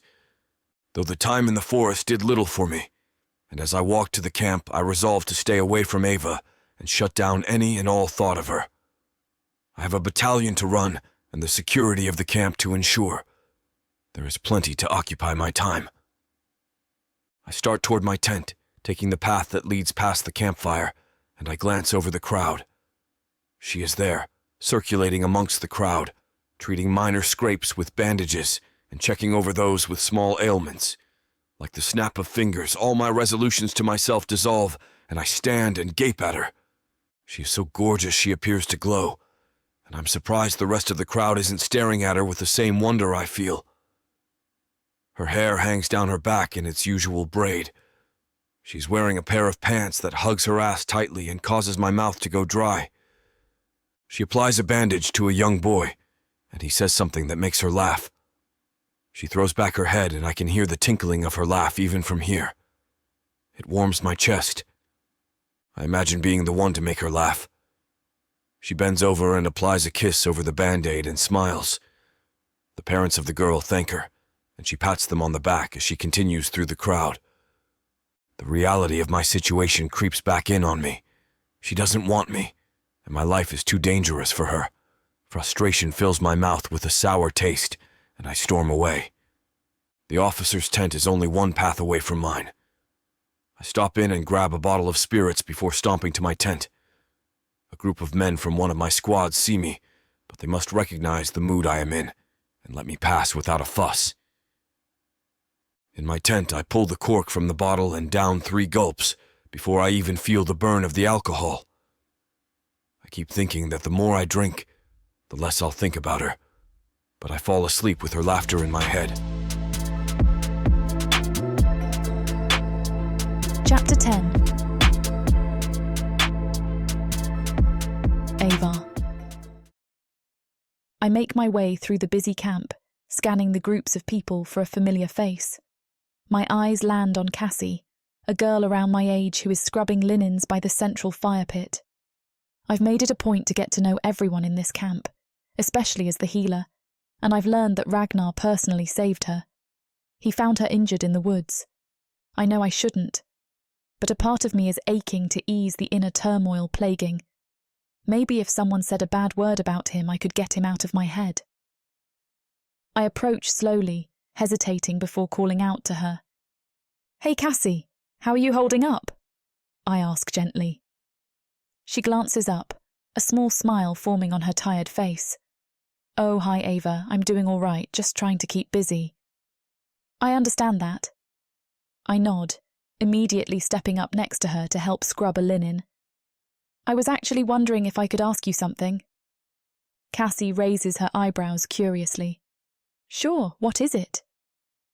"I've heard that you've travelled with the battalion chief," I say tentatively. "Ragnar?" She turns to look at me, but I stay focused on my task. I nod. "As a healer, I have to work with him some, and I wanted to see how he treats others. It helps me when treating people." It's all a lie, but she buys it. "What can you tell me about him?" Cassie smiles and it makes my stomach twists. I shouldn't be jealous, but the way she said his name alone was enough to make me envious. He's incredible, so big and strong, but also really smart and kind. She goes on enthusiastically. "He helped me once when I hurt my leg on the journey here. I was trying to hide it, but he noticed me limping. I expected him to get angry that I was slowing everyone down, but he didn't yell or anything. He just waited patiently and helped me walk until I felt better." "That's nice." She hums softly. "He is nice." I see her cheeks tinge pink out of the corner of my eye, and I scrub the linens harder, rinsing them. "And handsome, though I'm sure you've noticed. We are lucky that he ended up as our chief." I listen intently as Cassie continues to gush about Ragnar's skills and how well he takes care of the camp. With every word, a nervous fluttering grows in my chest. I shouldn't have asked about him so openly. What was I thinking? As I wring out the linens, quickly finishing the job, I mutter, "Thanks for telling me. That will help me a lot when the orcs start to go off to battle." "Of course," she smiles. "I'll see you around," I add as I hand the linens up, knowing I need to get out of here. The emotions swirling in me are too much. My heart pounds as I hurry away, berating myself for drawing more attention to my forbidden interest in Ragnar. I need to get control of myself. This cannot happen. Ragnar is an orc. I've hated and feared his kind. But now I find myself inexplicably drawn to him. It's madness. I duck inside the medical tent, hoping to find some distraction in my healer duties. As I organise supplies, my thoughts drift back to Cassie's glowing praise of Ragnar. She made him sound gentle and understanding. Not at all what I expected from an orc warrior. Could he truly be that compassionate under his hard exterior? "Ava, did you not hear me calling you?" A voice interrupts my thoughts. I turn to see Leslie, watching me with concern. "Oh, sorry, just lost in thought," I reply evasively. Leslie gives me a knowing look. "You've been like that lately." She stops in front of me. "I know you're the healer, but I have to ask, is everything okay?" I blink up at her. "Of course. Why wouldn't it be?" "Well," she crosses her arms, "you were attacked by a dark elf, never show up to meals, and pretty much only sit by yourself unless you are healing people. I know we were never close, but you don't seem like yourself." Her voice drops. "Does it have to do with the orc?" I sigh, my shoulders slumping. I can't bring myself to lie. I don't know, I'm just confused by him. There's no point in me faking it. Leslie's already caught us staring at each other. She knows something is going on. Leslie touches my arm reassuringly. "He hasn't forced you or anything, has he?" "No." I shake my head, surprised how harsh the words came out. "No, it's nothing like that. There's just a lot going on with this war already, and my emotions are getting in the way of that." She sighs, and I see understanding flickering in her eyes. At least she didn't make me say it. I like an orc. It's okay to have complicated feelings, especially now. Don't be so hard on yourself. But he's an orc, Leslie, I burst out. I'm not supposed to feel anything for him but disgust. They raided our planet. They are using us in their war. They are brutes. That's what I've believed my whole life until you met Ragnar, Leslie finishes knowingly. I nod, my throat feeling tight. He doesn't make me think any of those things. When I'm around him, I feel understood, seen. He's nothing like the savage beasts I thought orcs are. He's shown me kindness, compassion, and now I'm so confused. Leslie pulls me into a hug. It's weird how close you can get to people in different circumstances. We rarely talked back in the village, and now I'm opening up to her. The heart wants what it wants. Our beliefs aren't always accurate, especially when we've made them looking from the outside in. What matters is what you feel and experience for yourself. I cling to her, my emotions swirling wildly, but even if he is different, we're at war. I can't let myself get attached, be weak. And what if he only acts kind because he needs us humans for now? I just feel so conflicted and guilty. Leslie rubs my back soothingly. Those are all valid concerns, but don't forget, you deserve happiness too. If Ragnar makes you feel happy or understood, there's nothing wrong with appreciating that. Just protect your heart. And know I'm here if you need to talk more. I squeeze her gratefully. Simply voicing my turbulent emotions aloud has lifted some weight from my chest. I finish up in the medical tent, feeling a bit more centred, though my conflicted thoughts about Ragnar still churn within. The rest of the afternoon, I work around the camp. I don't see Ragnar anywhere, thankfully, and after my talk with Leslie, I feel a little lighter. I eat dinner with the others, laughing along with them, and when night falls, I don't feel so wary going back to my tent. As I lay awake long after the camp has gone quiet, my thoughts are consumed by Ragnar, and this time I don't force them away. I still think I shouldn't want an orc, especially when our alliance hangs by a thread, but memories of his gentle strength and inner light won't stop invading my mind. I toss and turn restlessly before finally sitting up with a huff of frustration. This is pointless. I kneel by my bedroll and close my eyes, focusing on slowing my breathing. Quieting my mind does not come easily, but I concentrate on each inhale and exhale. Gods give me clarity, I pray silently. Not many humans do, but I've always believed there has to be more out there that has kept us alive. Guide me to what is right. I repeat the mantra until a sense of calm settles over me. The anxieties swirling inside begin to slow. This doesn't change the complicated emotions Ragnar stirs in me, but for now I feel more at peace. Exhaustion finally overtakes me, and I drift off to sleep. My dreams are consumed not by nightmares of bloodshed, but visions of kind amber eyes in a dark green face, and a comforting rumble of laughter keeps them at bay. And I awake, thinking maybe I was wrong this whole time. Chapter 11. Ragnar. I creep through the cold shadows of the trees, their needles muffling the sound of my footsteps.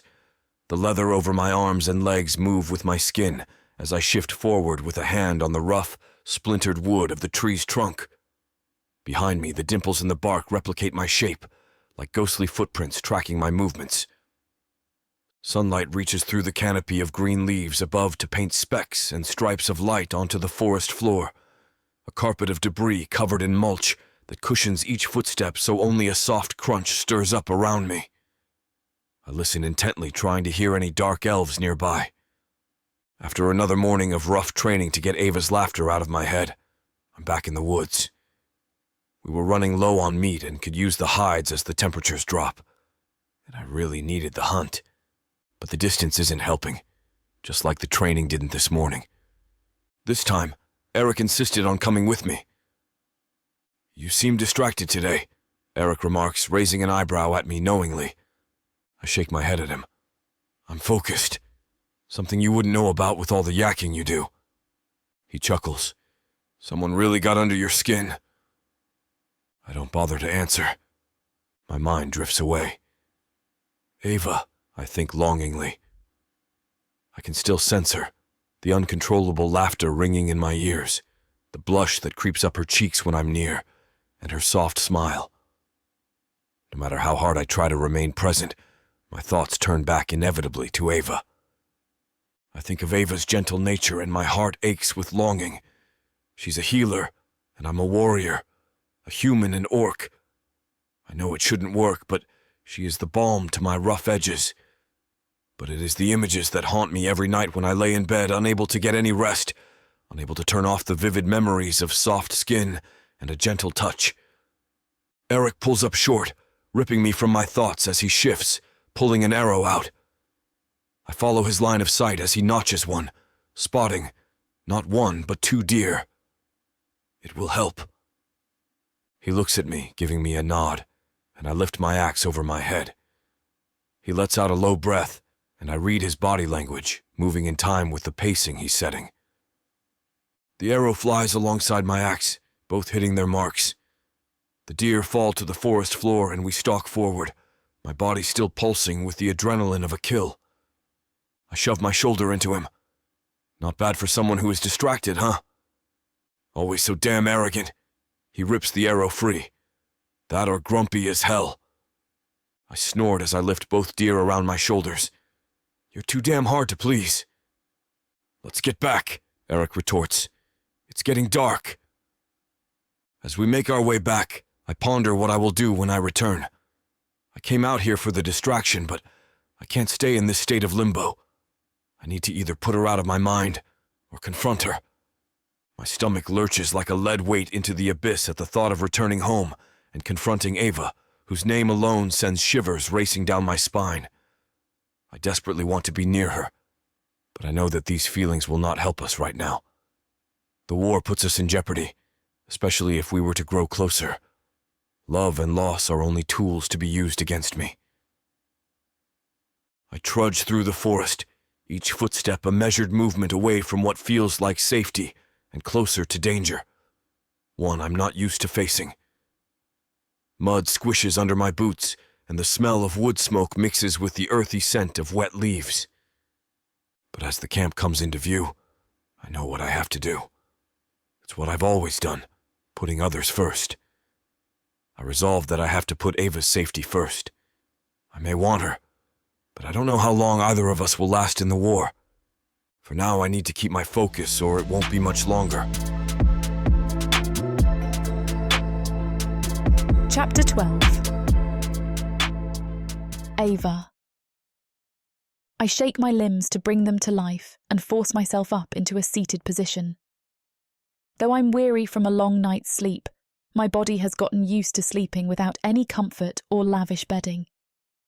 I'd give anything to go back to sleep just for a few more hours, especially after so many sleepless nights, but I remind myself that after a good night's rest like this, it is always worth getting up. Quickly, I dress before heading into the camp. Near the centre, a fire crackles, heat radiating off of it, like butterflies from a summer field, greedily devouring the log it is perched upon. A pot hangs over the flames, warming porridge made of oats, berries and water for breakfast, sure to provide us energy for the day ahead. Viera grins at me as I walk up to her. You're up earlier. I smile at her. Finally got some rest. What can I do? We are just wrapping up. Her eyes flick to the workers around me. You need to eat and then you can dive into chores. The men finish their meal and the women divide up whatever is left. I step forward to take my plate and notice a generous portion. But when I meekly hold out my bowl to show her what she's giving, her eyes crinkle with warmth and understanding.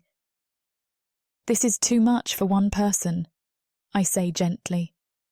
Viera's voice barely above a whisper as she said, I'm giving you exactly what you need. Viera? I start to protest, but she shakes her head. You've been wasting away. You'll be no help to us all if you don't take care of yourself. She smiles. But I'm glad you are feeling better. This time, I don't say anything as she directs me to eat, only smiling up at her. I do feel a little better. I still don't know what I am going to do about Ragnar, but I know one thing. Leslie was right. I am allowed to feel what I do, and taking away the guilt alone is enough to lighten the load on my shoulders. Sitting there, the warmth from the flames embraces my chilled skin as I finish the meal. Just as I brush off the crumbs that escaped onto my lap, an angry outburst erupts from one corner of the camp. My heart thumps in my chest as I spring to my feet and sprint towards the commotion outside the camp's walls. When I get close enough, I behold a black-clad elven squad that has descended upon us without warning. Ragnar and some others are already clashing blades with them. He moves with poise and strength, his sword ringing off two of their swords in rapid succession as he expertly counters their strikes. "Back off!" he shouts. "We will not bow to your trespassing."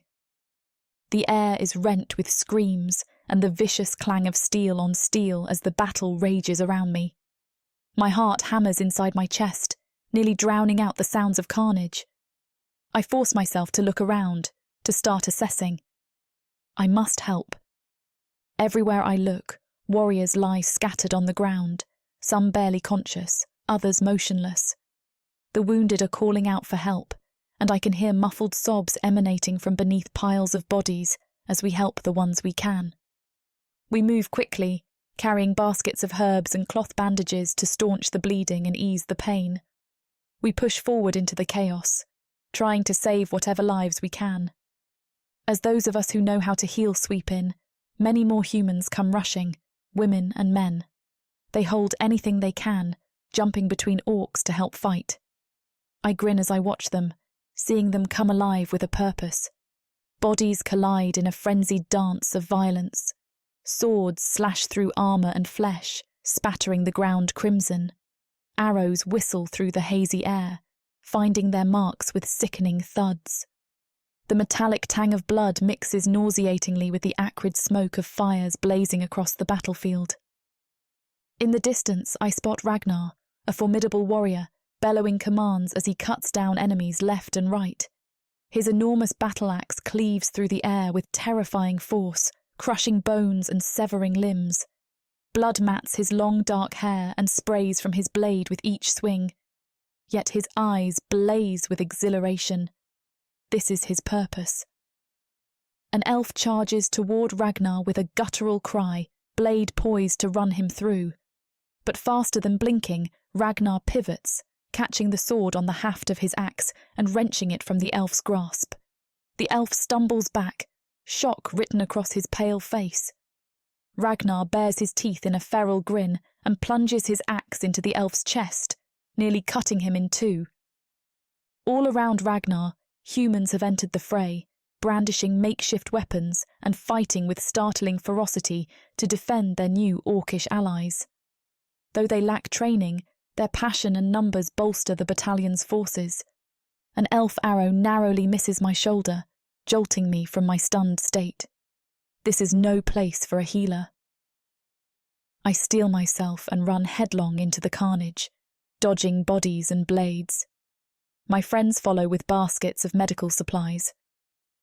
Reaching the first downed orc, I drop to my knees, pulling bandages and salves from my satchel with shaking hands.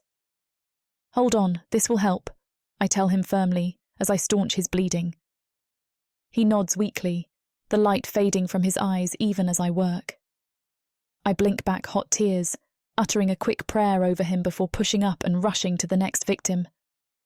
The hours blur as I move through the battlefield in a haze, treating wounds and comforting the dying as best I can. Some pass in my arms despite my efforts.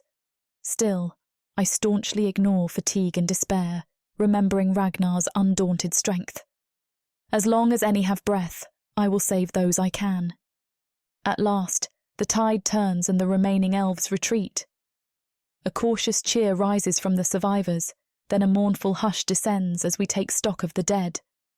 Of all the bright souls lost today, of the brutality and senselessness of it all. "You fought bravely today," he rumbles solemnly to us all. "We have won this battle because of you all." I nod along with others. Ragnar is right. We triumphed together. And though the cost was steep, the dawn will rise again. For now, we have earned a moment's respite. The hazy sun watches us from above, and a heavy quiet fills the air as we work quickly and diligently in the camp's makeshift infirmary. We set broken bones, bandage wounds, and administer pain medications to tend to the injuries from today's battles. The work is far from over, but we will heal and rebuild, side by side. Chapter 13. Ragnar. I trudge through the desolate campsite, pausing here and there to search for a familiar face. The ground is charred and riddled with pockmarks, all remnants of the battle that had taken place mere hours ago. Everywhere I look, bodies lie slumped over in 1,000 grotesque shapes and sizes, some still in their human form, while others have shifted into some unearthly beast to heal their wounds with deep gashes that glow an eerie blue. A sick feeling boils up inside me as I see how few of us have survived. We were taken completely by surprise and not nearly equipped for a long fight.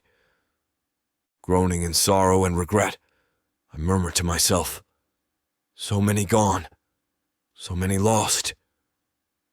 I crane my neck as I survey the surroundings, desperate for any sign of life in this desolate wasteland. As my gaze pans across the battlefield, something catches my eye. It's Ava. She kneels next to a wounded soldier, her hands covered in dirt and blood.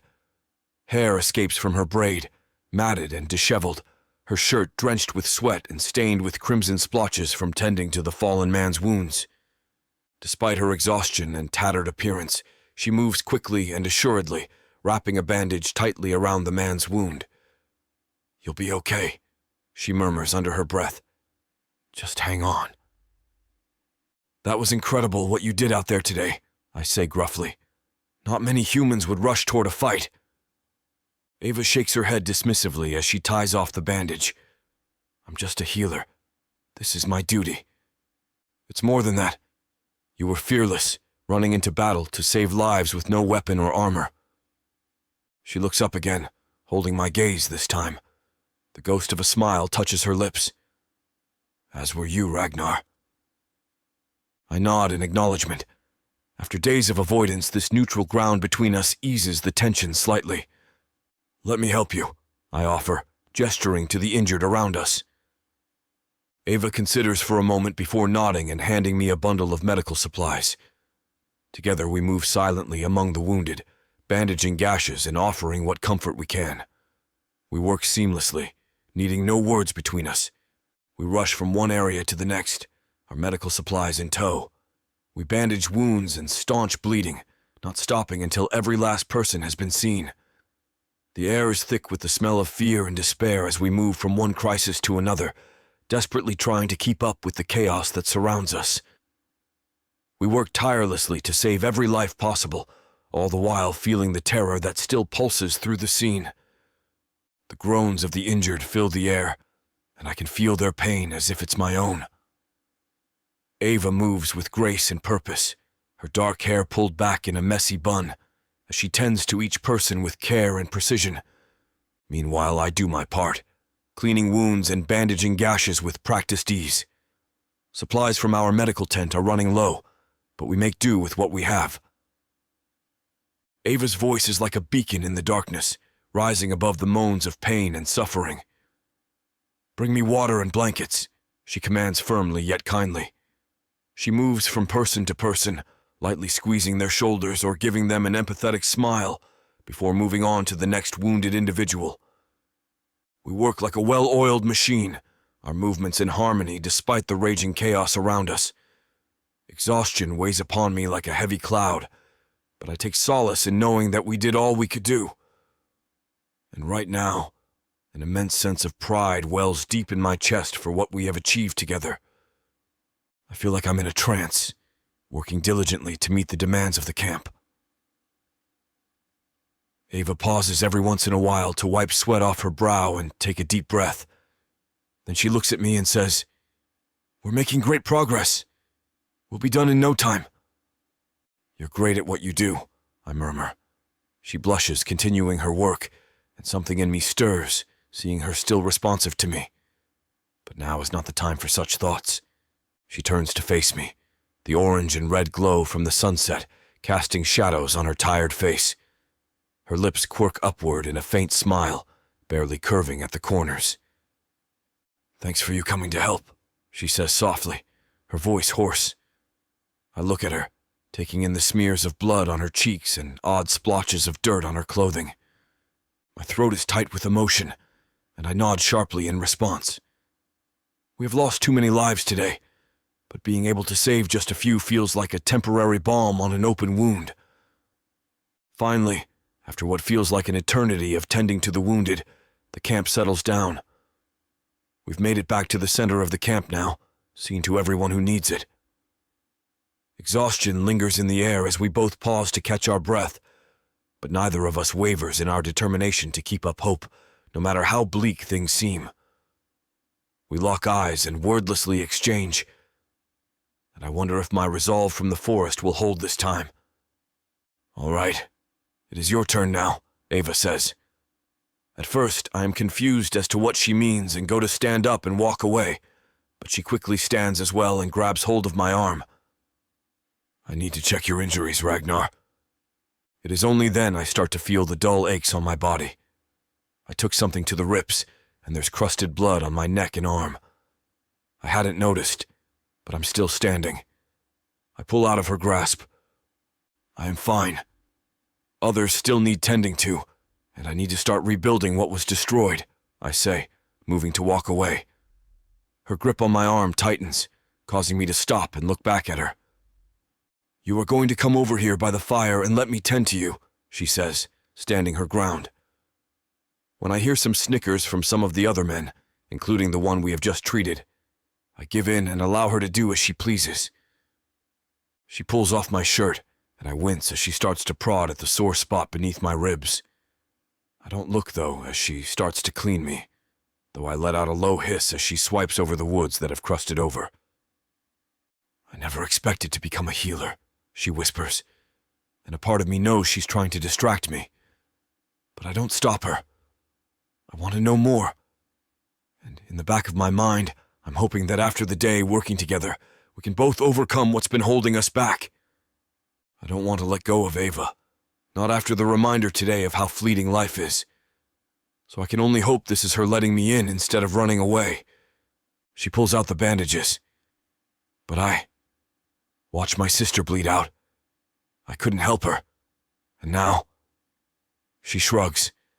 I could have saved her, but I didn't know how to then. Her voice wavers, but her expression stays stoic. When I saw how much pain and death this war was causing, I vowed to do whatever I could to help the wounded, to ensure others didn't feel as helpless as I did. I nod, my heart aching for her loss. "You show incredible courage and compassion. Your family would be proud." "Thank you," she whispers. "What about you? Was it your dream to become an Orcish commander?" I shake my head. No, I never sought a leadership role, but when the elves invaded our lands unprovoked, I felt duty-bound to defend our people. I sigh deeply, the weight of responsibility heavy on my shoulders. Many orcs relish combat, but war takes its toll on me. I fear this conflict may never end. Ava places a gentle hand on my arm in understanding. I know it's hard to shoulder all the weight, but for the others, her eyes soften. You give them the hope to keep going. Her kindness and empathy stir something in me. I go on hesitantly. I confess, lately I have felt disheartened. I'm not sure how long I can keep going. "I know how that feels," Ava replies, "but you don't have to do it alone." She smiles up at me as she finishes bandaging my side. I'm not sure if that was an invitation. "You didn't get beat up too bad," she says. "I think you're good to go." I smile at her, but I don't feel inclined to go anywhere. Chapter 14. Ava. Ragnar hasn't moved. and a small part of me is glad for it. After seeing how hard he fought today, how much he cares, I know that I can't deny it anymore. I don't want to keep avoiding him. If nothing else, it's nice working alongside him, and maybe together, getting through this war will be a little easier. You should probably get something to eat and replenish your strength, I suggest, trying to probe him to get up. But still, he sits, watching me. He's always been on the move, and this feels like the first time I've seen him so still. But it's getting rather late in the evening, and I am half tempted to go get food myself and collapse from exhaustion. And yet, something about Ragnar is holding me here. He has been challenging my expectations all day with his tenderness and care. People had told me of his kindness before, but I never truly experienced it until now as he helped heal the wounded with such gentleness. His every action oozed compassion. Even when he saved me, it could have been out of selfishness of his own interest in me. But today, it was all for the sake of the people in this camp. Ragnar's amber eyes are heavy with emotion as he moves closer and gently brushes a strand of hair from my face. "It is time that you are taken care of," he says softly, taking my hand in his. He stands pulling me close, and I don't pull away even though I should. "Come with me." I squeeze his hand and let him lead me away from the medic tent without protest. Curiosity is getting the better of me, and after this newfound camaraderie we've had to do, I don't want to fight him. At least not right now. We reach his tent, the largest in the camp, made of blue cotton, with windows of mesh to let in the gentle glow of the spring stars.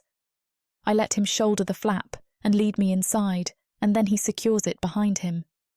His accommodations have real furniture and more space. I turn around, about to comment on it, when I see the look on his face. "Sit," Ragnar tells me softly. His voice is a deep rumble, and I quickly drop into the chair near me. Ragnar kneels before me, easing each boot from my feet. His calloused hands skate over my skin as he works, sending a tingle up my spine. He stands and meets my gaze, his azure eyes serious and concerned. "You need your rest, but first you need to eat. Our meal was interrupted earlier in the day, and I know you did not take a break to eat this evening," he says. I see the compassion in his eyes as I realise this is all for me. He's going out of his way to make sure I'm comfortable for the night, knowing how exhausted I must be after treating so many injured people today. He is a gruff man.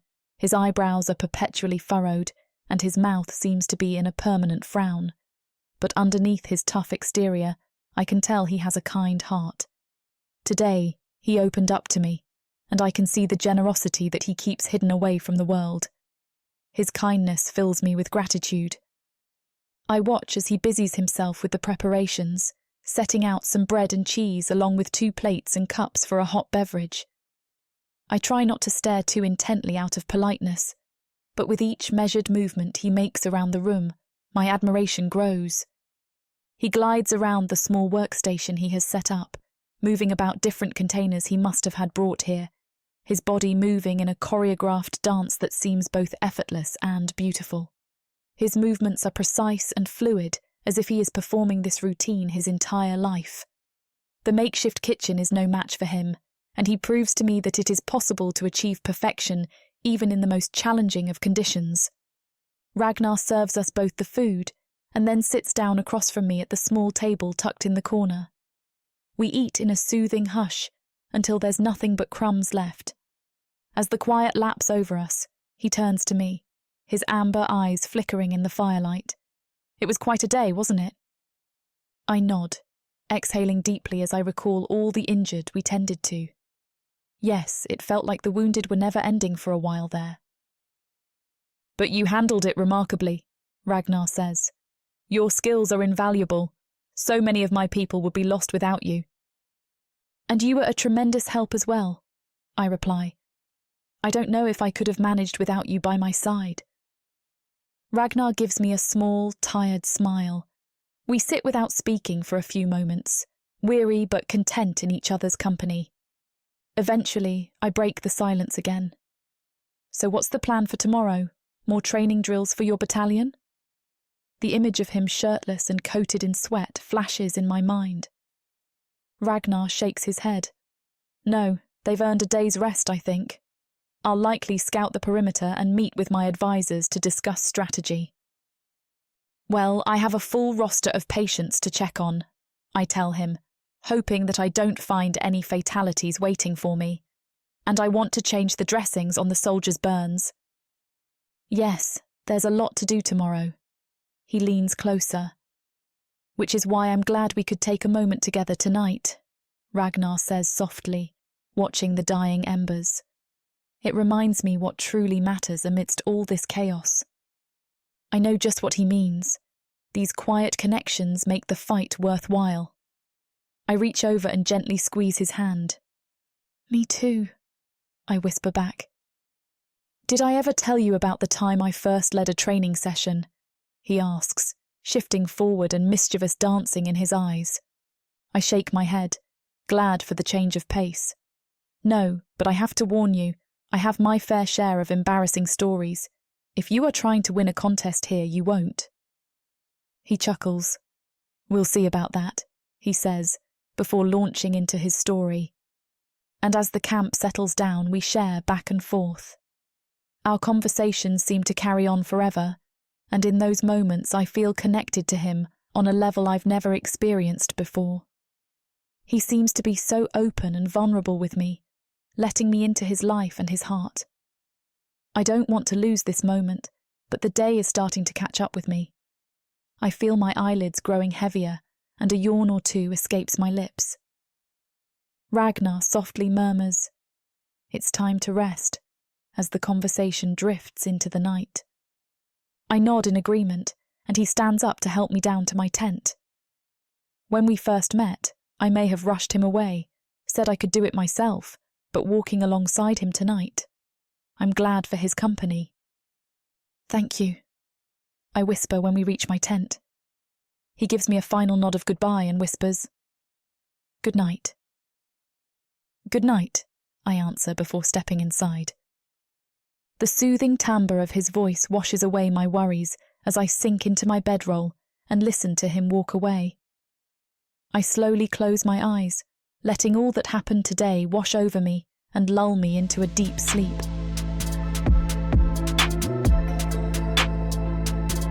Chapter 15. Ragnar. Over the next few days, I can no longer deny the pull I feel towards Ava after working side by side with her. I find myself visiting her tent in the evenings, bringing medicines or news from meetings as an excuse just to see her. When she doesn't immediately shun me, I'm flooded with such relief. She lets me help her with the patients, even inviting me into the medical tent to teach me some basic healing techniques after she sees my rushed attempts at field dressing, which were never reprimanded before. But that was with orcs. Now I watch intently as she demonstrates how to properly clean and bandage a wound. Her slender fingers work swiftly and surely. "You need a gentle but firm touch," she explains, glancing up at me with a teasing grin. I chuckle. I shall have to rein in my natural brute strength then. Soon she has me practicing on a dummy, carefully winding white linen around its injuries. Though no true substitute for Ava's skill, it feels good to learn something new that could help our people. "A fine job," Ava declares when I've finished. "You're a fast learner, though that's no surprise." Her praise warms me. We share a smile, one of many such wordless moments of connection between us. And for a couple days, that's all it is. Instructions and little more. We would simply sit in companionable silence. But after a little more time goes by, Ava begins opening up to me. Tonight, we decide to take a walk after dinner. I like to clear my head, and getting away, getting alone, seems to help Ava. Like now, as she tells me about her family, how the dark elves viciously killed them before her eyes not too long ago. I didn't realize that was how she ended up with the traveling camp. She had mentioned her sister dying, but I hadn't thought... I felt so helpless, she admits quietly. When the dark elves came and left so many people injured enough to die, but still alive enough to feel it, it was Too much for me. I regretted never learning. Did you know a healer? She shrugs. My mom was a semblance of one, she admits with a rueful grin. She showed me some things before she left us, and it feels like the only right thing to do. To carry on her legacy and use what she's taught me to help all those who are in need. She pauses for a moment, remembering her mother fondly and determined to make her proud. I can tell how hard it is for Ava to speak about this topic, but she presses on with a strength I have never seen before in anyone else. Her courage humbles me, and all I want to do is show her how deeply I admire her for it. My throat tightens with emotion as I decide to show her that I can drop my guard too. My father was our chieftain. He stayed behind to give the rest of us time to flee. He made the ultimate sacrifice battling the dark elves so that some of our clan might survive. Ava's eyes fill with compassion. I'm so sorry, Ragnar. That must have been devastating to lose your father that way. I nod silently. The grief is still raw if I let myself fully feel it. I never expected to have to lead. I have older brothers, so I wasn't even trained. But we all are working in the war effort to keep fighting in his memory. My older brothers are still out there battling the elves on other fronts. But our people here had no one else to protect them.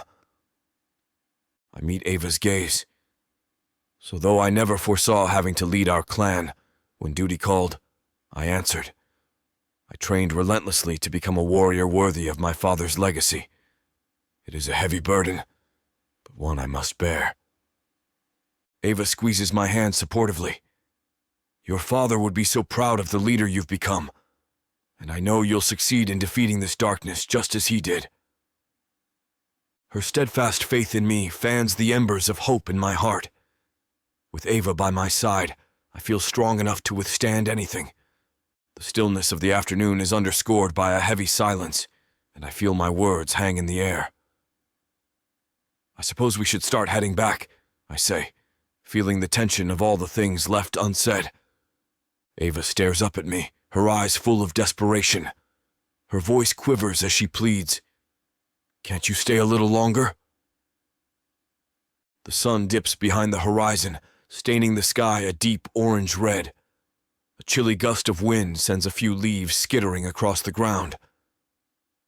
We should get going, I say. I don't want to be out here when it gets too dark. Ava stands, and a gentle smile spreads across her face. Her eyes crinkle as if she is humored by the whole situation. The lines around her mouth are as bold as brushstrokes on parchment. When she rises to her feet, Ava's hand follows suit. She lightly brushes my arm as though trying to wake me from a dream. Let's go, she speaks in a voice that seems warm, but carries an undertone of something else entirely. The air around us is comfortable as we walk back. I have to fight the urge not to grab her hands. It almost startles me when she speaks again. Thank you for this evening. It's been nice having someone to talk to. The corners of my mouth stretch so wide that it crinkles the skin around my eyes, and I beam a smile at the woman. My response is more enthusiastic than it needs to be, but I don't care. The pleasure is all mine, I rumble. As we trudge toward her tent, I stop a few feet away and turn to face Ava. The setting sun illuminates her beautiful face as she stares intently at me. Good night, Ava, I whisper as I smile. Her eyes twinkle in the muted light, and her lips curl into a comforting smile as she gazes up at me. Good night, she murmurs with an affection that makes my heart swell.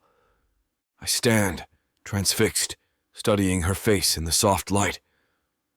When our eyes meet, that electric feeling pulsing between us, it is hard for me to pull away. But I manage to, forcing myself to give her her space as I always do. As much as I want to come in, to spend more time with her, I don't allow myself to push.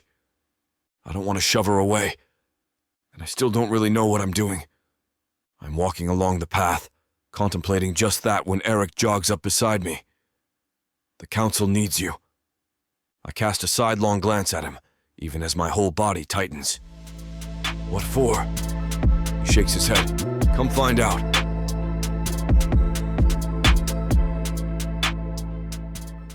Rosenfire. Our family holds great weight and power in Orthani, and yet I hear whispers. Do you think he can take him? There is no way that this could happen. No, more books. I can't remain locked in this ivory tower a moment longer. She's perfect. The Baron's daughter must be found. Julius, we shouldn't. Why shouldn't we? I am not a full dark elf. I do not possess their ethereal beauty. How will I find a mate? The lowly Baron's son apparently has shown that he has the same gift of fire-wielding as I, if not stronger. I am the family's dirty little secret. I am not the future of the family. Dukan is. This world was created from a seed of evil. I propose we take Dukan out of the picture, permanently. Please, let me go. If you want to join the poor humans who are bought and sold in the markets on a daily basis, you will find a way to get there. I am free, and I am terrified. You will never escape me. I can try. You will fail.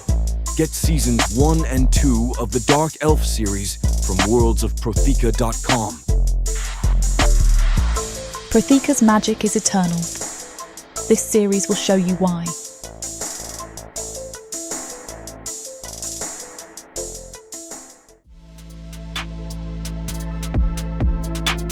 Chapter 16.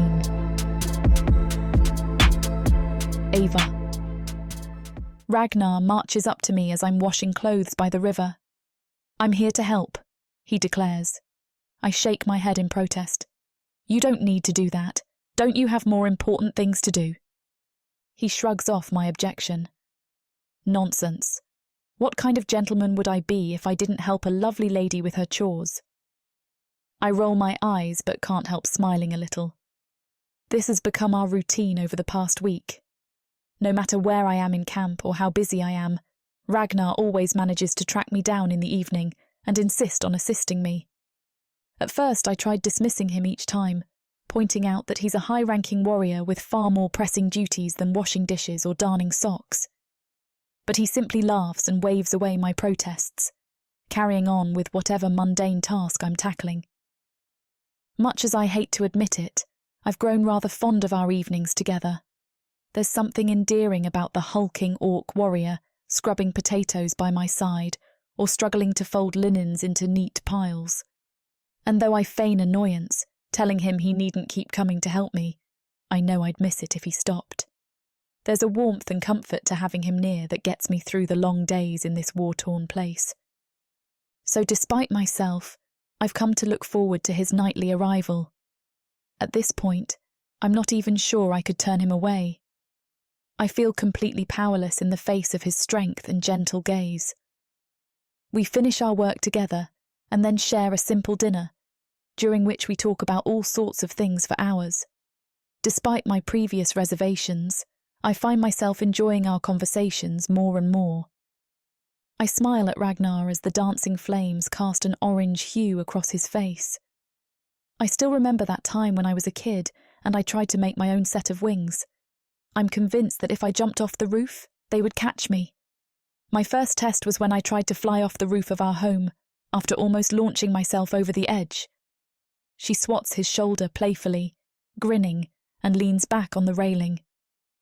Ragnar erupts into deep laughter, his eyes twinkling like the stars in the night sky. Oh no, this is so funny. How did it go? He chuckles boisterously. About as well as you could imagine, I gasp out. It could have ended so terribly, he says as he wipes a tear from his eye. It's funny to think that this orc, once someone I was pushing away, has now become someone I spend all my time with. No broken bones, I say, a giggle already building. Unless you count the wings. I laugh so hard I can barely speak, and do nothing to hide my amusement. No matter how many times I tell this story, I can't help but replay the events in my head, as if for the first time. Finally, we manage to calm ourselves, and I gulp down some water, our dinner already discarded. It's getting late, but I'm not ready to leave him. The fire crackles, casting dancing shadows across Ragnar's face. He leans in with a playful grin. Let me tell you a silly story from when I was a reckless kid. Me and my brothers were nothing but trouble. I settle in eagerly as Ragnar begins. My brothers and I were always causing some kind of mischief around the stronghold. One day we caught a whiff of the most delicious smell coming from the kitchens. Fresh honey cakes. We had to get our hands on them. We snuck down late at night, moving as quietly as 4 rambunctious young orcs could. The kitchen was dark and still. Creeping up to the counter, we saw a whole tray of honey cakes cooling there. Ragnar acts out, peering around dramatically. My oldest brother hoisted me up so I could reach the tray. I stuffed 2 warm cakes into my mouth at once, honey dripping down my chin. Just as my other brothers were grabbing theirs, we heard footsteps approaching. In a panic, we dove under the counter, cramming ourselves into the tiny space and trying desperately not to make a sound. The cook came bustling in, muttering about getting started on the morning porridge. Ragnar whispers conspiratorially. We barely breathed as she moved around. I thought my pounding heart would give us away. Finally she left, and we scurried out from our hiding spot. We were so relieved until... There stood our father in the doorway. He took one look at our honey-smeared faces and started shouting. We had never seen him so angry. We got the worst punishment. Extra training every day for a month. Ragnar finishes with a roar of laughter. But those honey cakes were worth it. His eyes twinkle merrily at the childhood memory. I grin, picturing the young troublemakers. That's quite a daring heist. I can just imagine your nervous faces stuffed under that counter. Ragnar chuckles. We were crazy kids. But those are good memories. His stories never fail to lift my spirits. I join in his laughter, picturing a miniature Ragnar wreaking innocent havoc. His stories always transport me from the bleakness of war. Too soon, the fire dies down to embers. It's getting late, and when I fight a yawn, he stands. Come on. He helps me to my feet reluctantly. It's getting late. Ragnar walks me back to my tent, promising more fun tales tomorrow. But when we get back, before he can bid me a good night, I pause, then ask shyly, would you like to come in?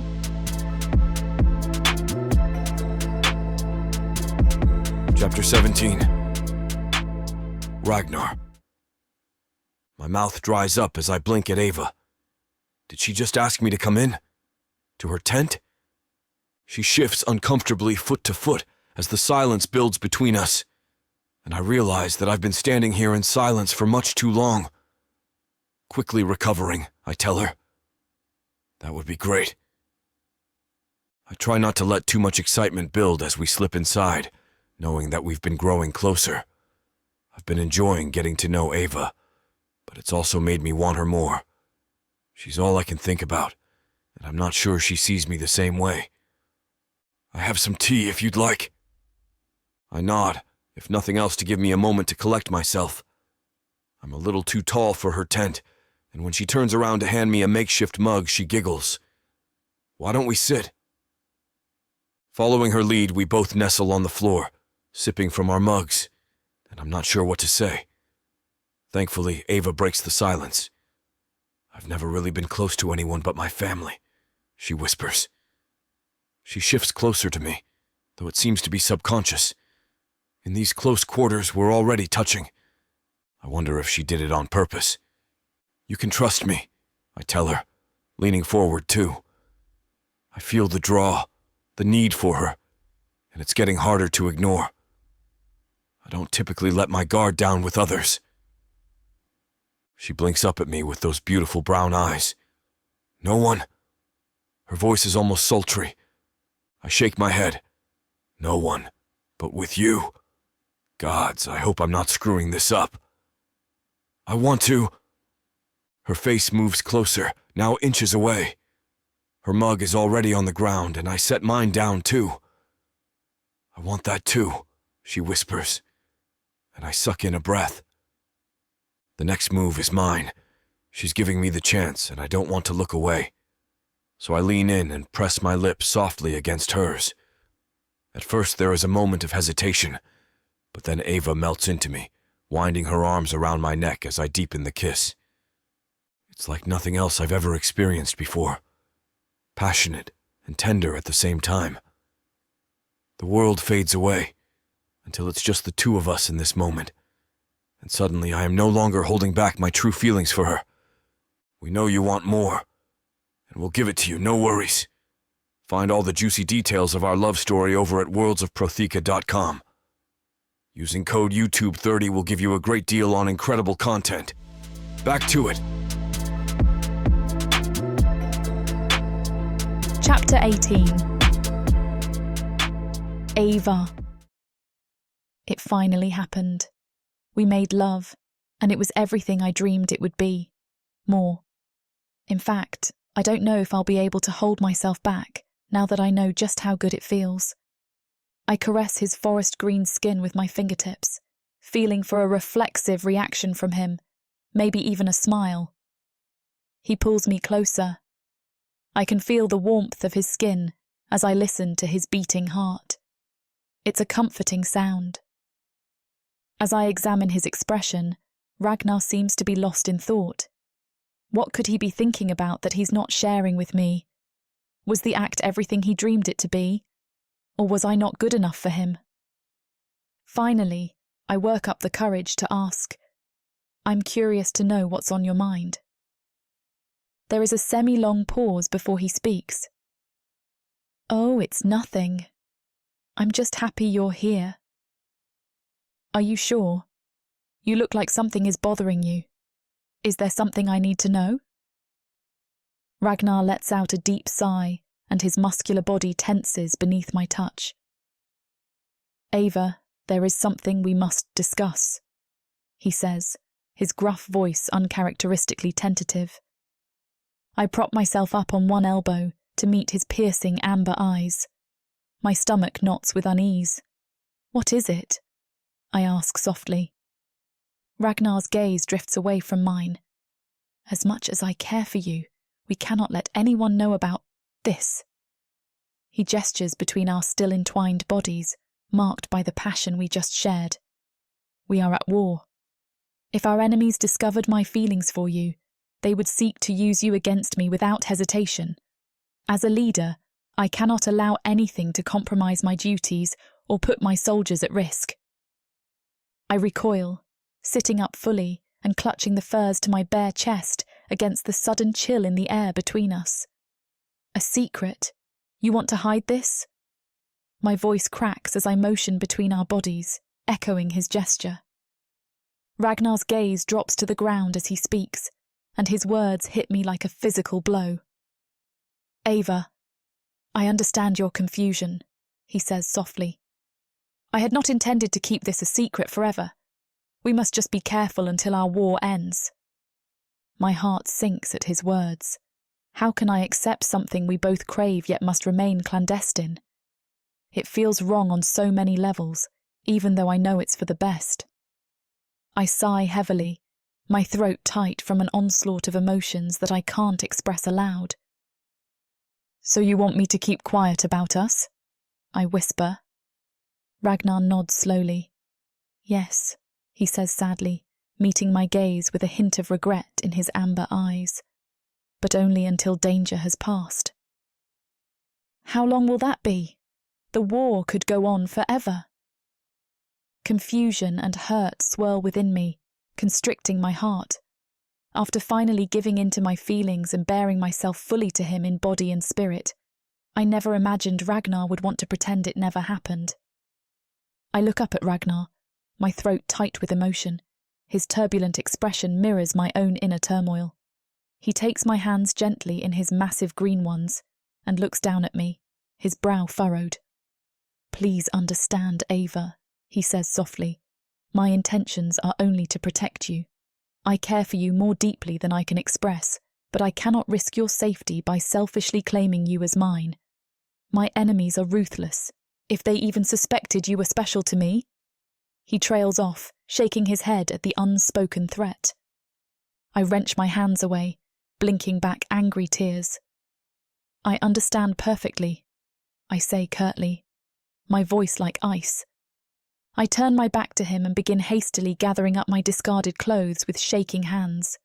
I can feel Ragnar's mournful gaze on me as I dress, tears now spilling freely down my cheeks in hot betrayal.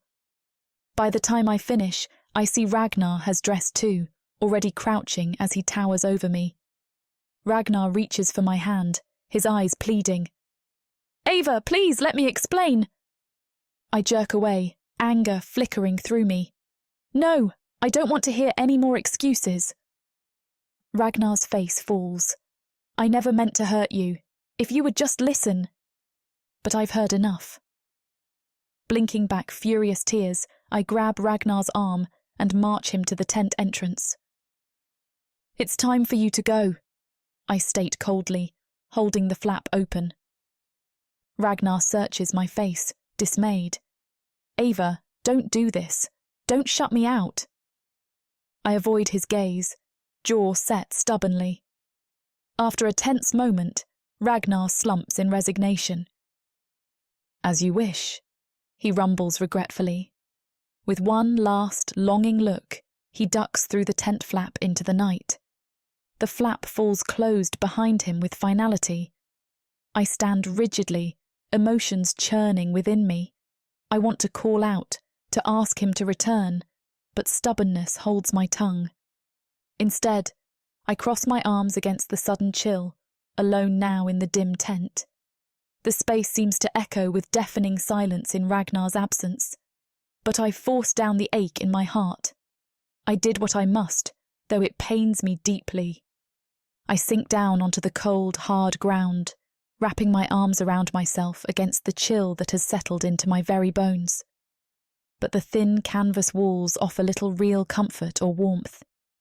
I know logically that Ragnar's reasons for insisting on secrecy make tactical sense. He is a warrior and leader first. Letting emotions cloud his judgment could put the entire battalion at risk. But his insistence on hiding what we shared immediately after such tender intimacy has left me feeling utterly crushed and rejected. How could he turn so cold and calculating mere moments after holding me with such ardent tenderness in his strong embrace? After whispering such heartfelt words against my skin? I had seen the sincerity in his eyes as he gazed at me with reverence and longing. Or had I only imagined it in my naivete? A solitary tear escapes, trailing slowly down my cheek before splashing onto my clenched fist. I bite my lip to hold back a sob. The man I thought I knew seems like a stranger now. I wonder despairingly if this is the beginning of the end for us, before anything could truly blossom between us. Perhaps Ragnar's talk of care and affection was as false as his vows to the army. The thought pierces my heart like a blade. My mind races as I try in vain to process Ragnar's callous words, dismissing our encounter as if it were nothing. I had hoped foolishly that after giving myself wholly to him, body, heart, and soul, he would want to claim me openly as his before the world, that what we shared would change things between us. Instead, he is asking me to pretend it meant nothing, to lock away the memories of his touch and our passion in secrecy and shame for the sake of his duties and ambitions. While the pragmatic part of me knows Ragnar is right to prioritize his responsibilities as a leader in war, my romantic spirit is crushed that he could so easily cast our intimacy aside, like a forgotten plaything. It makes me question whether I ever truly meant anything real to him at all, or if I was just a fleeting distraction to be used and shrugged off later when convenient. The thought threatens to crack my heart in two. As the long night creeps by, the frigid air seeps into my bones, but it is nothing compared to the icy chill in my heart. Sleep eludes me as I lie awake staring up at the canvas ceiling above, my thoughts swirling in desolate turmoil. When I close my eyes, all I can see is Ragnar's handsome face hovering tenderly over me, and the reverence in his amber eyes just before he suggested hiding our affair. It was as if I could see the battle raging within him between duty and desire. With a heavy sigh, I begrudgingly accept that Ragnar was only doing what he felt honour-bound to in order to protect the battalion and win this war, though it leaves my own hopes shattered. Where does that leave me now? More alone than ever, keeping his heartbreakingly cruel rejection tightly locked within my own aching heart.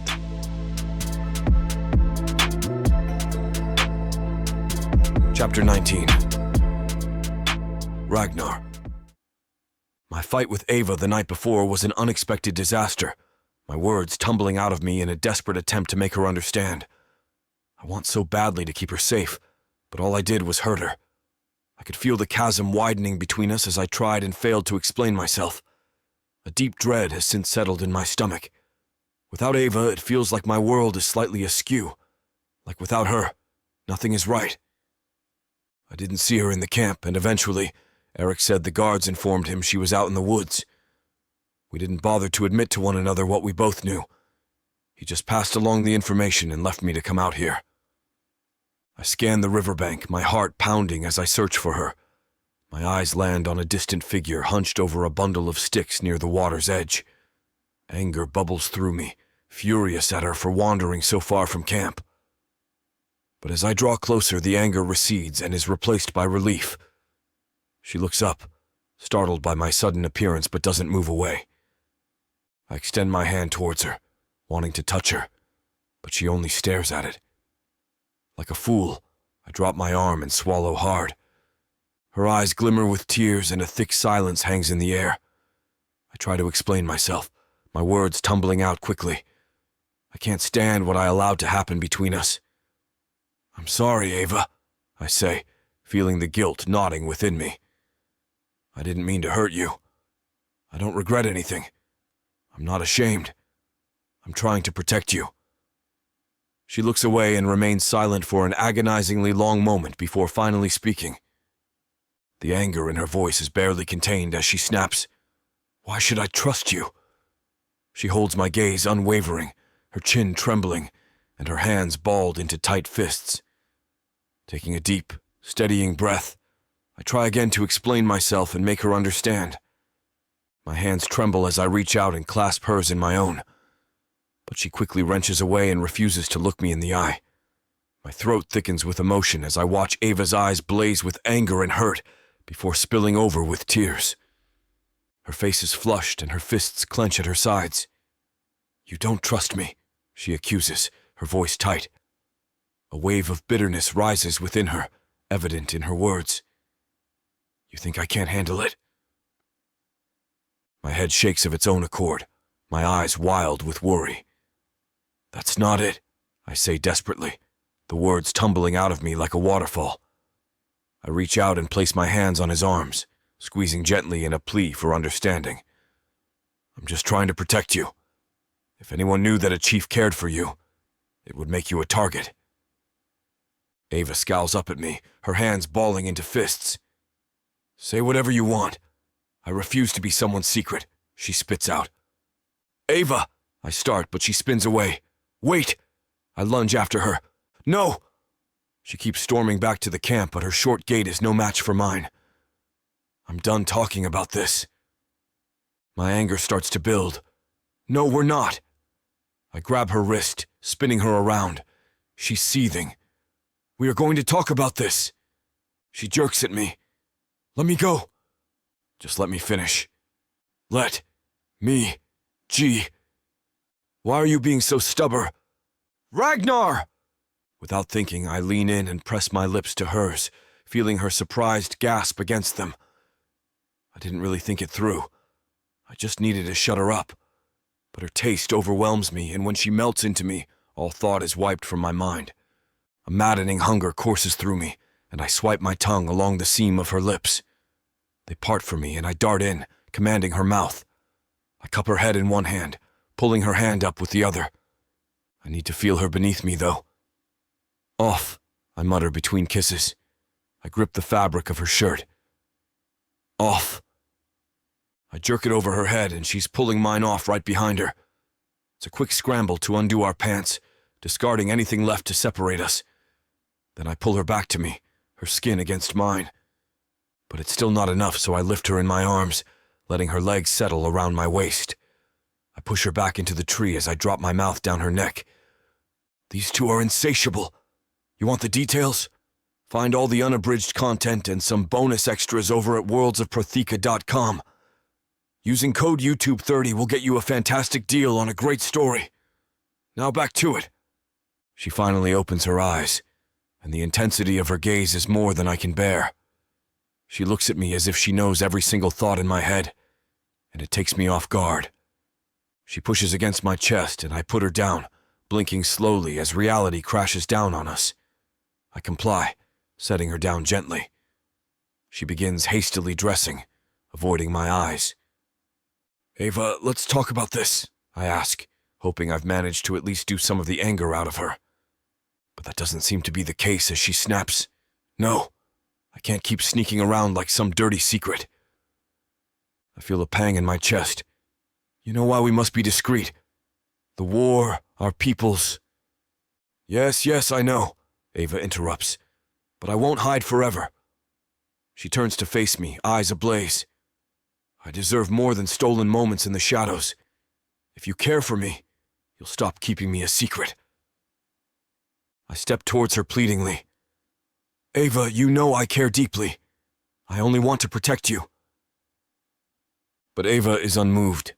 She finishes dressing, movements brusque. "I need some time alone. To think," she mutters. Before I can respond, she marches off towards camp, back rigid with anger. I watch her go, heart sinking.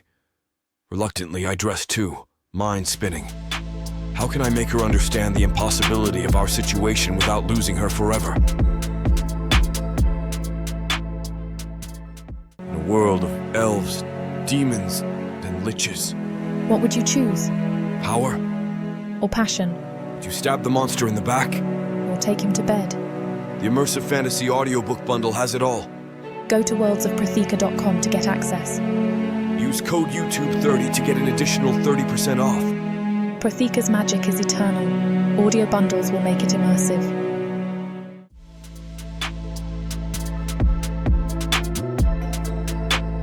Chapter 20. Ava. I haven't talked to Ragnar since the incident in the forest. I'm still not sure what to make of our relationship. Initially, I was so glad that I had finally taken that leap. Being with him was incredible, but then he went and shattered that. A small part of me knows he really is just trying to protect me. But another part, a much bigger one, fears he is embarrassed by feeling this strongly for a human, although there is no evidence to support it. The thought alone is hurtful enough that tears prick my eyes. I don't want to be his secret, just something to get him through the war. And I don't know where that leaves us.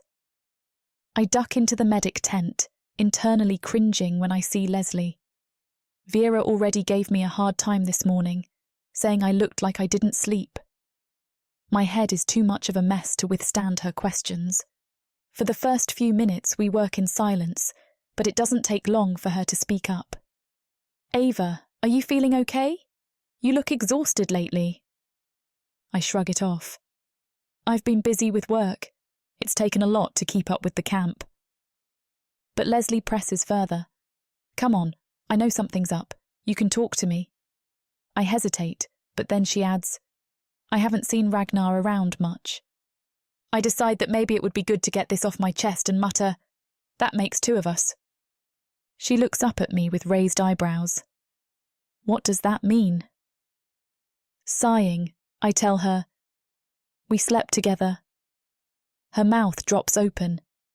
And then he told me he wanted to keep it a secret.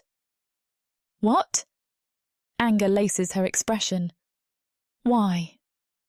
I glance at the ground, swallowing hard. He says he's trying to protect me. He's worried if others think I'm important to him, then they will come after me. I wring my hands together. But I don't want to be treated like that. I don't want him to only be that guy with me in secret. Leslie reassures me. I get why it upset you, but I don't think he meant anything by it. She gives me a no-nonsense look. You need to talk to him about it. I miss him, Leslie, I confess, voice wavering. I didn't mean to, but I really started to care for him. Leslie squeezes my arm. I'm sure Ragnar feels the same way. She gives me an encouraging smile. But you have to talk to him to find out. Stop waiting for him to come to you. Leslie takes a deep breath. I don't really know what to say, but I want you to know that I'm here for you if you need anything. Despite the heaviness of the situation, her words make me feel lighter, and I let out a relieved laugh. Thanks, Leslie, I say with a genuine smile. As soon as she leaves, I go out into the camp. With each step, my heart rises in hope that somehow Ragnar will appear and everything will be okay again, that he will finally look at me and not turn away. Unfortunately, he avoids me like the plague and it makes my stomach sink. He won't even so much as glance in my direction, leaving me feeling rejected and confused. Still, maybe if I stay long enough, he'll eventually see me. So I spend time wandering around camp, looking for something to do, and watching people go about their daily lives. Everyone is trying to keep their spirits up despite everything that happened with the war. But there's still an underlying sense of tension in the air that can't be ignored. Suddenly, I hear a commotion coming from the barracks and my eyes widen as I see Ragnar stepping out with his battalion. He's wearing his armour and looks determined as he addresses them, talking about some important mission against the dark elves. I can feel my heart start to race as I try to get closer to him so that he won't leave without noticing me. But before I can reach him, he turns around and starts walking away. I want to shout his name, but I'm not sure he would even answer me. But then I see Eric rushing by and I dart after him. Eric, hold up for a second, I call out after him. He stops but doesn't turn around immediately. Instead, he just stands there for a few seconds before finally turning around to face her with an intense expression on his face. Where are they going? I ask anxiously as I approach Eric cautiously. He takes a deep breath before responding. Ragnar got called away for this really important mission against the Dark Elves. His voice is full of concern and worry, which only makes me feel worse. I can feel tears start to prick at my eyes as I look away. Do you know any more details?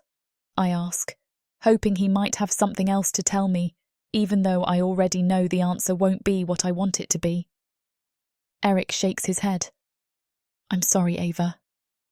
His voice is softer now, and he looks genuinely regretful for not being able to give her more information. My heart sinks as Eric's words sink in. A wave of dread washes over me as I realise why Ragnar had been pulling back from me. He knew this mission was coming up, and he was afraid to get close again only for something bad to happen. Suddenly all of my emotions come crashing down on me and guilt and fear take hold of me. I've wasted so much time being angry at him. But I'm also hurt he didn't come tell me himself. Was he just going to leave without a goodbye? I quickly turn away, moving toward my tent. If he doesn't want me to see him off, then fine. He can go. I only hope he'll come back so I can give him an earful about it. I don't have the heart to consider an alternative.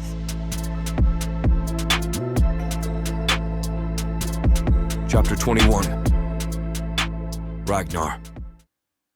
We have been assigned to a potentially fatal mission. I knew getting into a relationship with Ava at all could end in heartbreak. Part of me regrets acting on my feelings for her, and the other part is grateful to have done so. Had I not acted on my feelings, I would have wondered what would have happened. At least I know now. But at this moment, I must tell her of this mission. With hesitation, I take my last few steps towards her tent. This is harder than I thought it would be. Picturing her face after I break the news to her, I fight the urge to walk away. But I must see her again before going into battle. This could be the last time I can look into her eyes and feel her touch. Finally, I knock. Shortly after, I hear footsteps approaching. Ava pushes the flap open, her face turning from a smile to serious and conflicted. She must have an idea of why I'm here. Hey, Ava says softly, her voice trembling. She steps out of the tent so we are face to face, but her eyes are already full of sorrow. My thoughts run wild as I imagine her reaction after I tell her. Will she ever forgive me for leaving?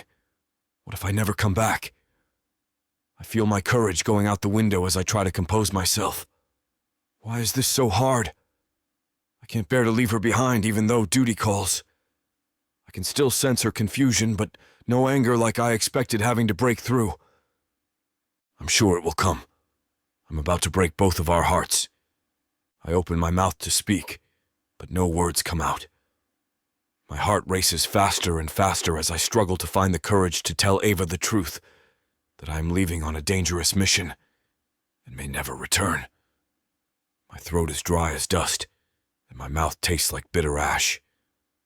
I take a shaky breath, holding it for a long moment before slowly letting it out in an attempt to steady my nerves. I stare into Ava's chestnut eyes, wide with apprehension, and try again to force the fateful words from my lips.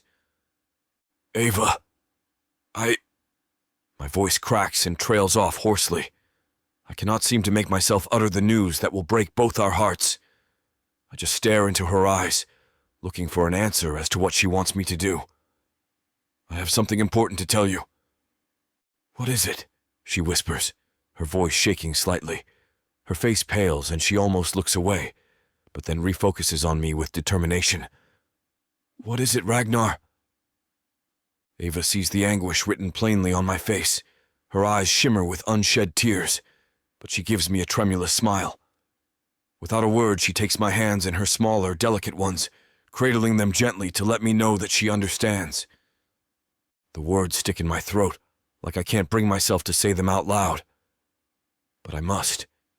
She deserves to know the truth. I clear my throat gruffly, trying again. Ava, I have to leave. We have been assigned a mission, I rasp out.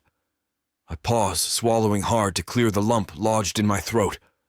It is exceedingly dangerous, with little chance of success or survival, but it is a task that must be done, and I am bound by my duty as a warrior to go. My voice breaks on the final words, and I have to look away from the pain in her eyes, not wanting her to see the sorrow in my own. Ava turns away from me for a moment, trying to collect herself. I can feel the pain radiating off of her in waves, and my heart aches in response. Even though all she's doing is standing here, it feels like she's already miles away. After a few moments of frozen silence, Ava finally faces me again, her beautiful chestnut eyes red with unshed tears. Yet despite her sorrow, there is a quiet strength and determination behind her gaze that pierces my soul. I stand there dumbstruck as she slowly closes the distance between us and wraps her arms tightly around my neck in an embrace that speaks more than any words ever could. For what feels like an eternity, we remain locked together, communing wordlessly, clinging to each other as if our lives depend on it.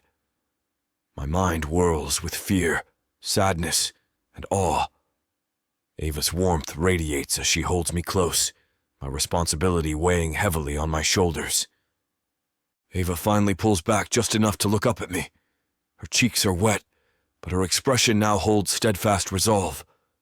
She believes in me, even when I do not believe in myself.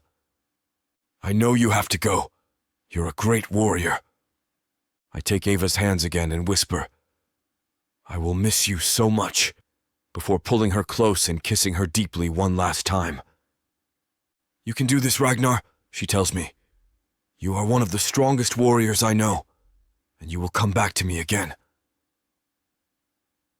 I swallow hard, barely able to meet her tear-filled eyes.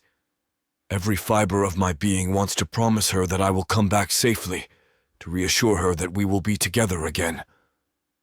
But the brutal truth is, I do not know what fate awaits me on this perilous mission. I cannot in good faith make vows I may not be able to keep. So instead, I memorize every beloved detail of her face, searing them into my mind and heart. The exact chestnut shade of her eyes, flecked with gold in the sunlight, the delicate curve of her lips that I've kissed 100 times, the light sprinkle of freckles across her cheeks and nose that I've playfully counted while she slept. I etch it all deeply into my soul, determined to remember and cherish her always, no matter what comes. Promise me, Ava finally whispers, her voice thick with emotion. I'll be back, I reply hoarsely, my throat tight. I'll find a way. We cling desperately to each other then, tears flowing freely down our cheeks as we kiss with profound and soul-deep passion, wordlessly expressing all the things we do not have time to say. Far too soon, the agonizing moment arrives when duty calls me away. With immense effort, I pull back just enough to see her face clearly once more. Eyes closed, I imprint the feeling of her in my arms, her warmth, her heartbeat racing with mine, the silk of her hair between my fingers. I commit it all to memory. With a final, searing kiss that conveys all the words we cannot say, I tear myself from her tender embrace. As I steel my heart and march away to battle, her face remains etched in my mind's eye, giving me the indomitable will to survive this mission and find my way back to her waiting arms. For her, I will defeat any foe. For her, I will conquer death itself to see her again. Chapter 22. Avar. A month has passed without word of Ragnar's mission, and I have begun to lose hope of ever seeing him again. There have been many sleepless, tearful nights. I have begged others for details each day, just hoping for an update. And now, Eric is breaking the news of the ambush. The very battalion that Ragnar was assigned to had been decimated by elves. I'm sorry. It took the scouts some time to find what remained, he gulps. I wanted to tell you before anyone else learned. My heart drops as he tells me, tears streaming down my face like waterfalls. I can't bear the thought of losing him. In this time since he's been gone, I've realised just how much I came to care for him. You're certain it was Ragnar's battalion? You're positive? Yes, Eric replies, patting me on the back. Could he have gotten out? It's foolish to hope, but I can't accept the alternative. His silence is all the answer I need. I should have braced myself for news of his death. Yet I cannot stop these tears from falling. I retire back to my tent, trying to pull myself together, but I can barely hear them through my sobs. It's too late for hope now. Ragnar is gone, and all I can do is wait for news to come in. Though it seems impossible to believe that he survived the ambush, deep in my heart, I still hold on to a sliver of hope. Hey, Leslie says as she slips into my tent holding something. I blink, not realising that the sun was already setting. I had sat here all day. I brought you something to eat. I look at her, and then to the object in her hand, not responding. She sighs softly, setting it down. You have to eat, Ava. I turn my head and stare out the tent wall, almost as if I could see him on the other side, like he had walked me back after helping me with my chores, which he hasn't done in a month. Do you want me to stay? I still don't answer. I can't stomach her questions. I don't want to hear that I need to move on, that anyone is sorry. And what's worse is I think only Leslie and Eric knew. My mourning will seem so out of place to everyone else. I know the news is shocking. Leslie steps closer, and I tense. You need time to process. I get that. She sighs, clearly debating between her options. I'll check in the morning. She lingers for a moment, but when she seems to realise that I won't be answering, she leaves. Alone again, I let my memories wash over me.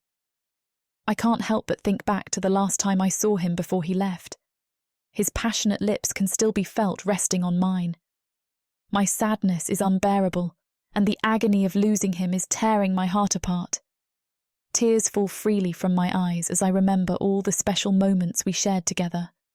Our first kiss, our silly conversations that would last for hours. The way he looked at me when he knew he had made me happy. I never thought it possible to care for an orc so deeply, but here I am, broken-hearted and inconsolable over losing a man that brought out the best in me. We had so little time together, and now I regret it. Leslie and Eric come by to check on me, but there is nothing they can do or say to make my pain go away. Instead, they tell me stories about Ragnar, his courage in battle, his humorous antics when times were tough, his undying loyalty to his comrades in arms. These stories fill my heart with warmth, despite the sadness that engulfs me like an ocean wave.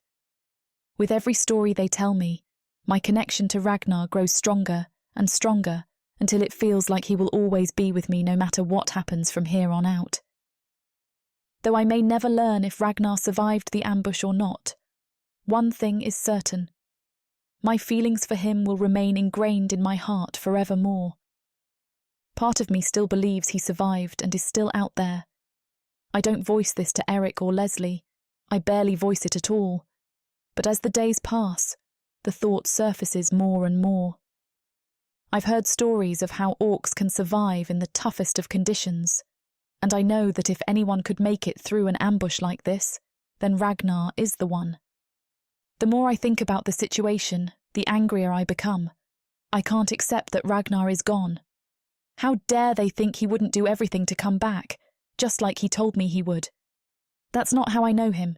He is strong, brave, and powerful.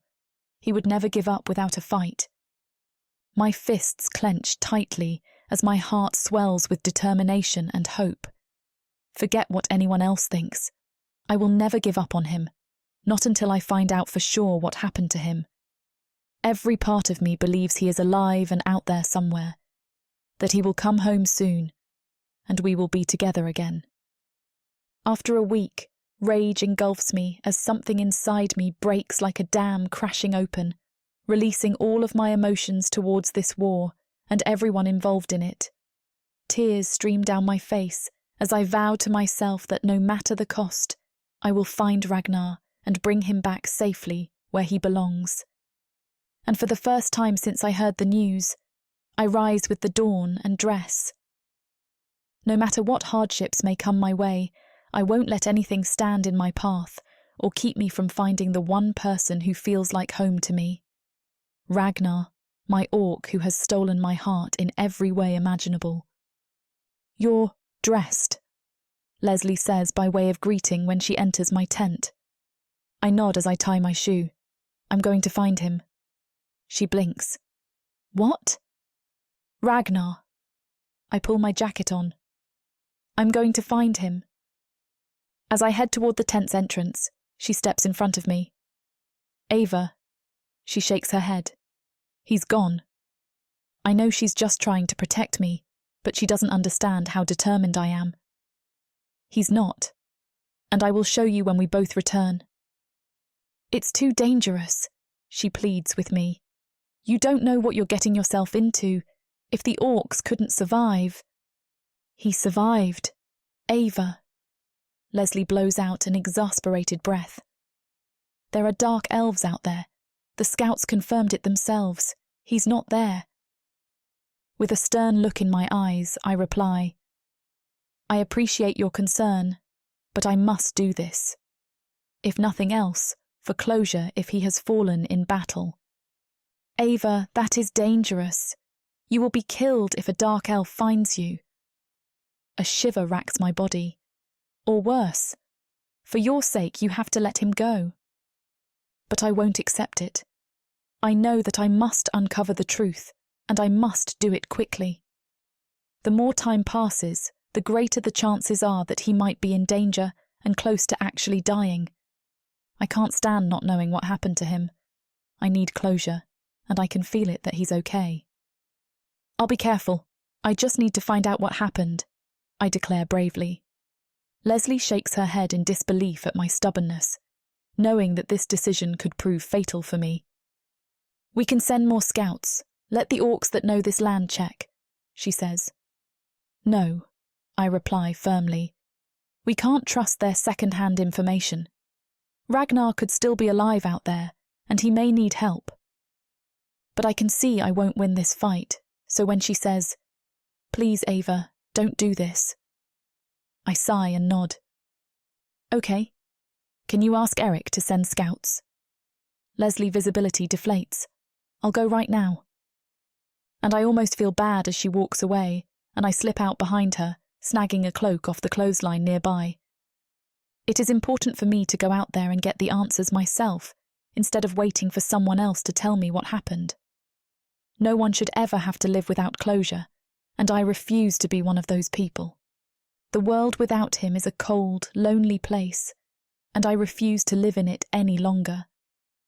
My heart is set on discovering what happened to Ragnar, once and for all.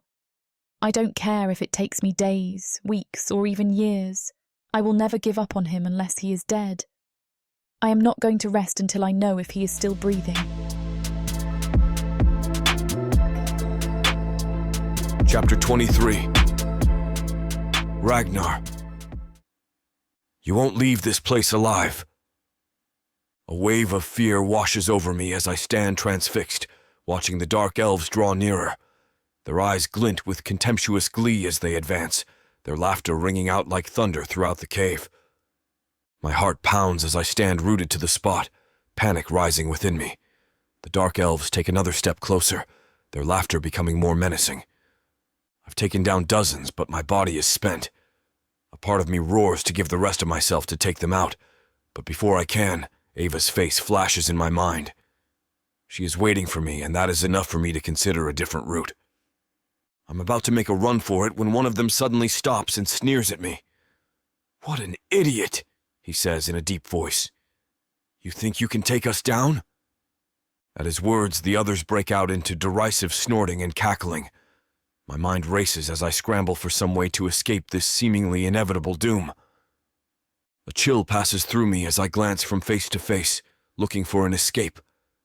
A defiant glint flashes in the eyes of one of the elves who stands before me, but is just as quickly extinguished by a cold glare from another. A snarl distorts into a macabre smile that sends shivers up my spine. I search for some way to fight them off, but find nothing. No weapons within my reach, no strength in my body. At that moment it hits me. They have already won. Their blades gleam like silver mirrors in the light of the setting sun. I hear them yelling as they raise their swords towards me, and one of them barks a question in a language I don't understand. All around me, my brothers lie scattered on the ground, lifeless or groaning from their wounds. I want to move forward to help them, but there is no way for me to. We were led to a slaughter, and I can't risk even getting angry about it. I have to keep my calm if I am going to get out of here alive. One of them steps forward menacingly and yells a warning. "Surrender or face death!" I shudder at his demand. My eyes widen in terror as I jolt awake, my arms and legs bound tight with heavy, rusty shackles that clink against the slimy stone walls. My breathing is heavy, and my body is weary. I've been reliving the day of my capture over and over, never getting any rest. According to the moon, it's been 6 weeks of this, and I'm starting to wonder when they will kill me. The dank room is barely lit. A cave, I realize, but I can make out the menacing figure of a dark elf looming over me. He steps closer still until the foul stench of his breath fills my nostrils, and all I can see are his cruel yellow eyes glimmering with mockery. He narrows his eyes, scrutinizing me with a look of contempt. His voice is low and full of menace as he says, "Answer my questions. What battle plans do you have? Where are the other camps?" I raise my chin and refuse to flinch, locking my gaze with his. I stay silent, knowing that if I speak, it will be a sign of weakness. He paces back and forth, barking out a stream of questions, but nothing can break through the iron wall of resolve I have built up within myself. I have given my word to serve my people no matter what challenge comes my way, and I intend to keep that promise come what may. It's been like this every day. They come in, ask questions, and beat me senseless until I fall unconscious. Even the moon is in on the routine as it waxes and wanes every night, and then returns to the ceiling of my cell. No matter how many times I hold out, my captor still visits daily with the same intensity as before, never ending his questions. I don't know how long even I can hold out on this. I'm getting weak, my body malnourished, and my mind has grown much too fuzzy. The craggy stone wall leaves a chill in the air. A thin patch of moonlight shines on the ground by the barred window, like a slowly growing pool of water that turns wet when rain falls. But despite all the pain and suffering this dark elf inflicts upon me, there is still something that keeps me going, something that gives me strength in the face of adversity. It is the thought of Ava, the woman I met a few weeks before our ambush. Her smile, her laugh, and the feel of her in my arms are like a beacon of hope in this place that seems filled with nothing but darkness and despair. I fell in love with her.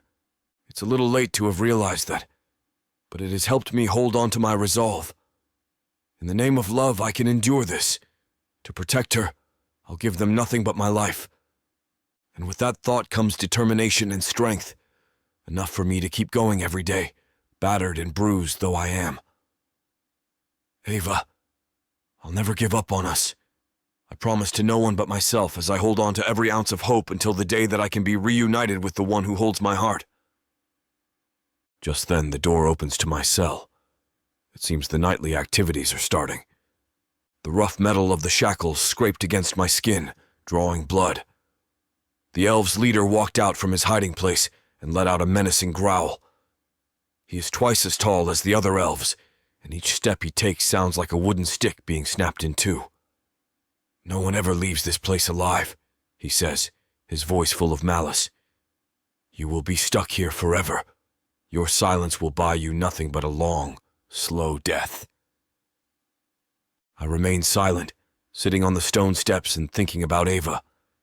Though every second with her seems to fade into memory, I remember the pale sound of her voice and it fills my thoughts. The thought of being reunited with her drives me forward, though I know that our time together may be limited. When I'm finally alone, I can't help but let out a raggedy plea. Please let me see my love one last time.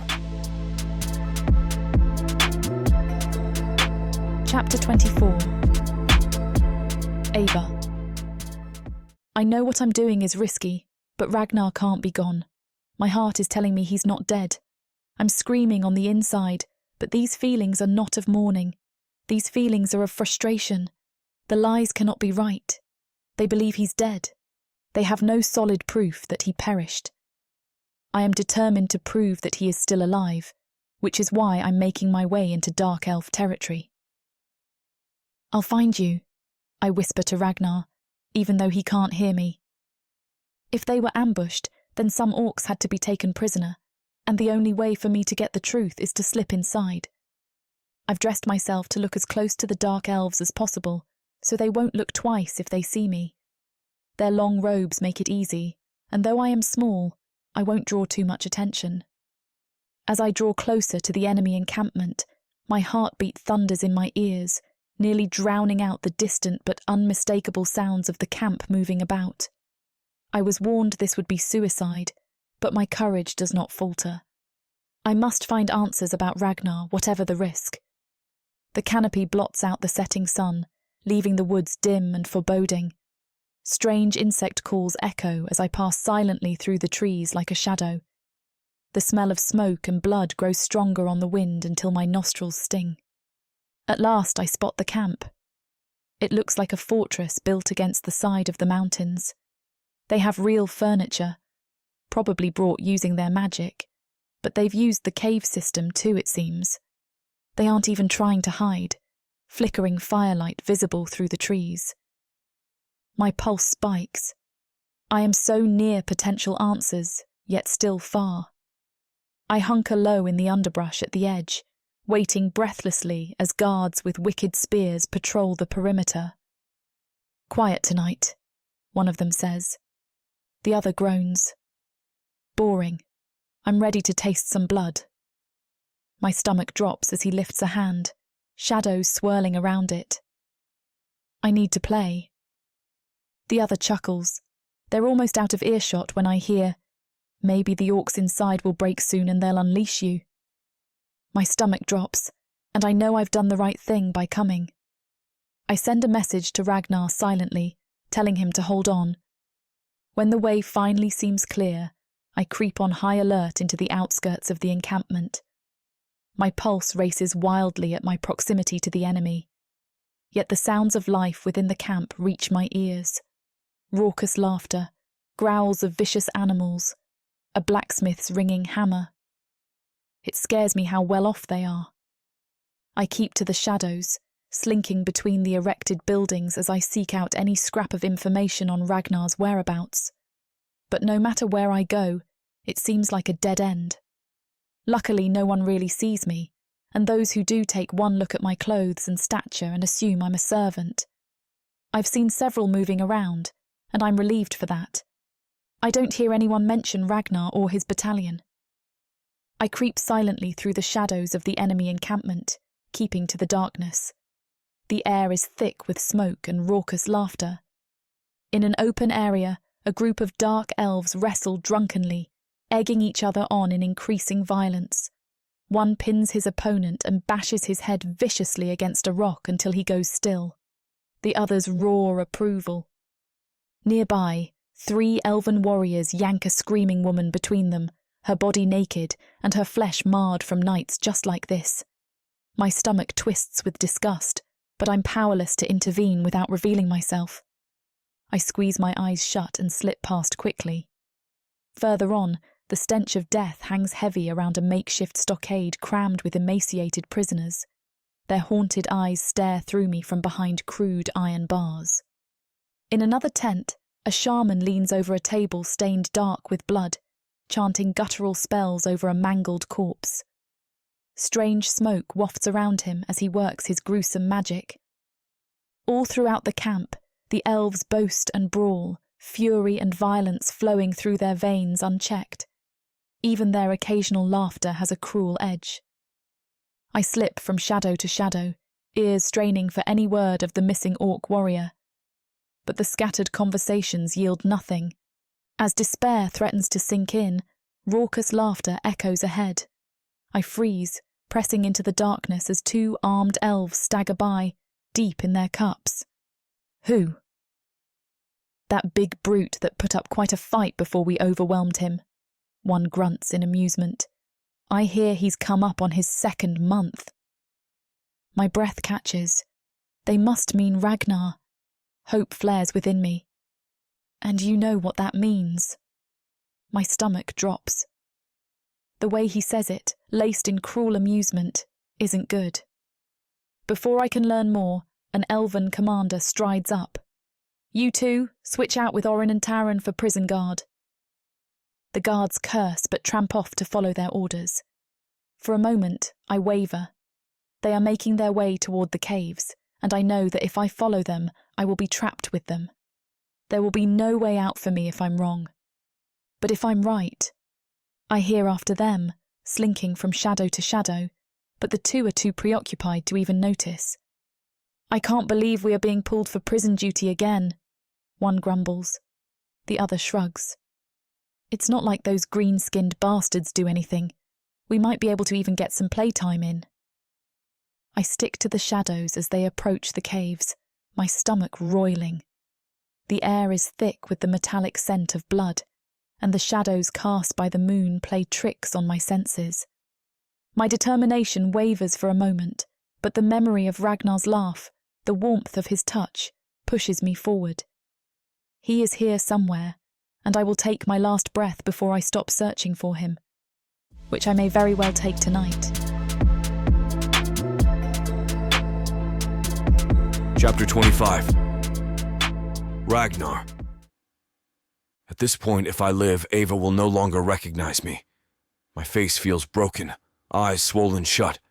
They have ripped out my fingernails and some of the hair from atop my head. They have broken my toes so that it's hard to stand on my 2 feet, and busted my kneecaps. There are holes in my shirt stained with blood, and they have taken hot coal to my chest. I refuse to talk. There's nothing they can do to force the information out of me. I'm willing to die for the cause so that my comrades can live, so our families can live, so Ava can live. Ava, I whisper, half awake from exhaustion. Ava. What's that? The elf says, hoping I have his precious information. Speak louder, animal. I cannot hear you. I manage to let out a chuckle. That was not for you. I respond. You best give up now while you're still young, I rasp out, my throat raw and bleeding. My captor merely scoffs, his angular elf features twisted into a cruel sneer. We shall see who gives up first between us, wretched orc filth, he spits out contemptuously.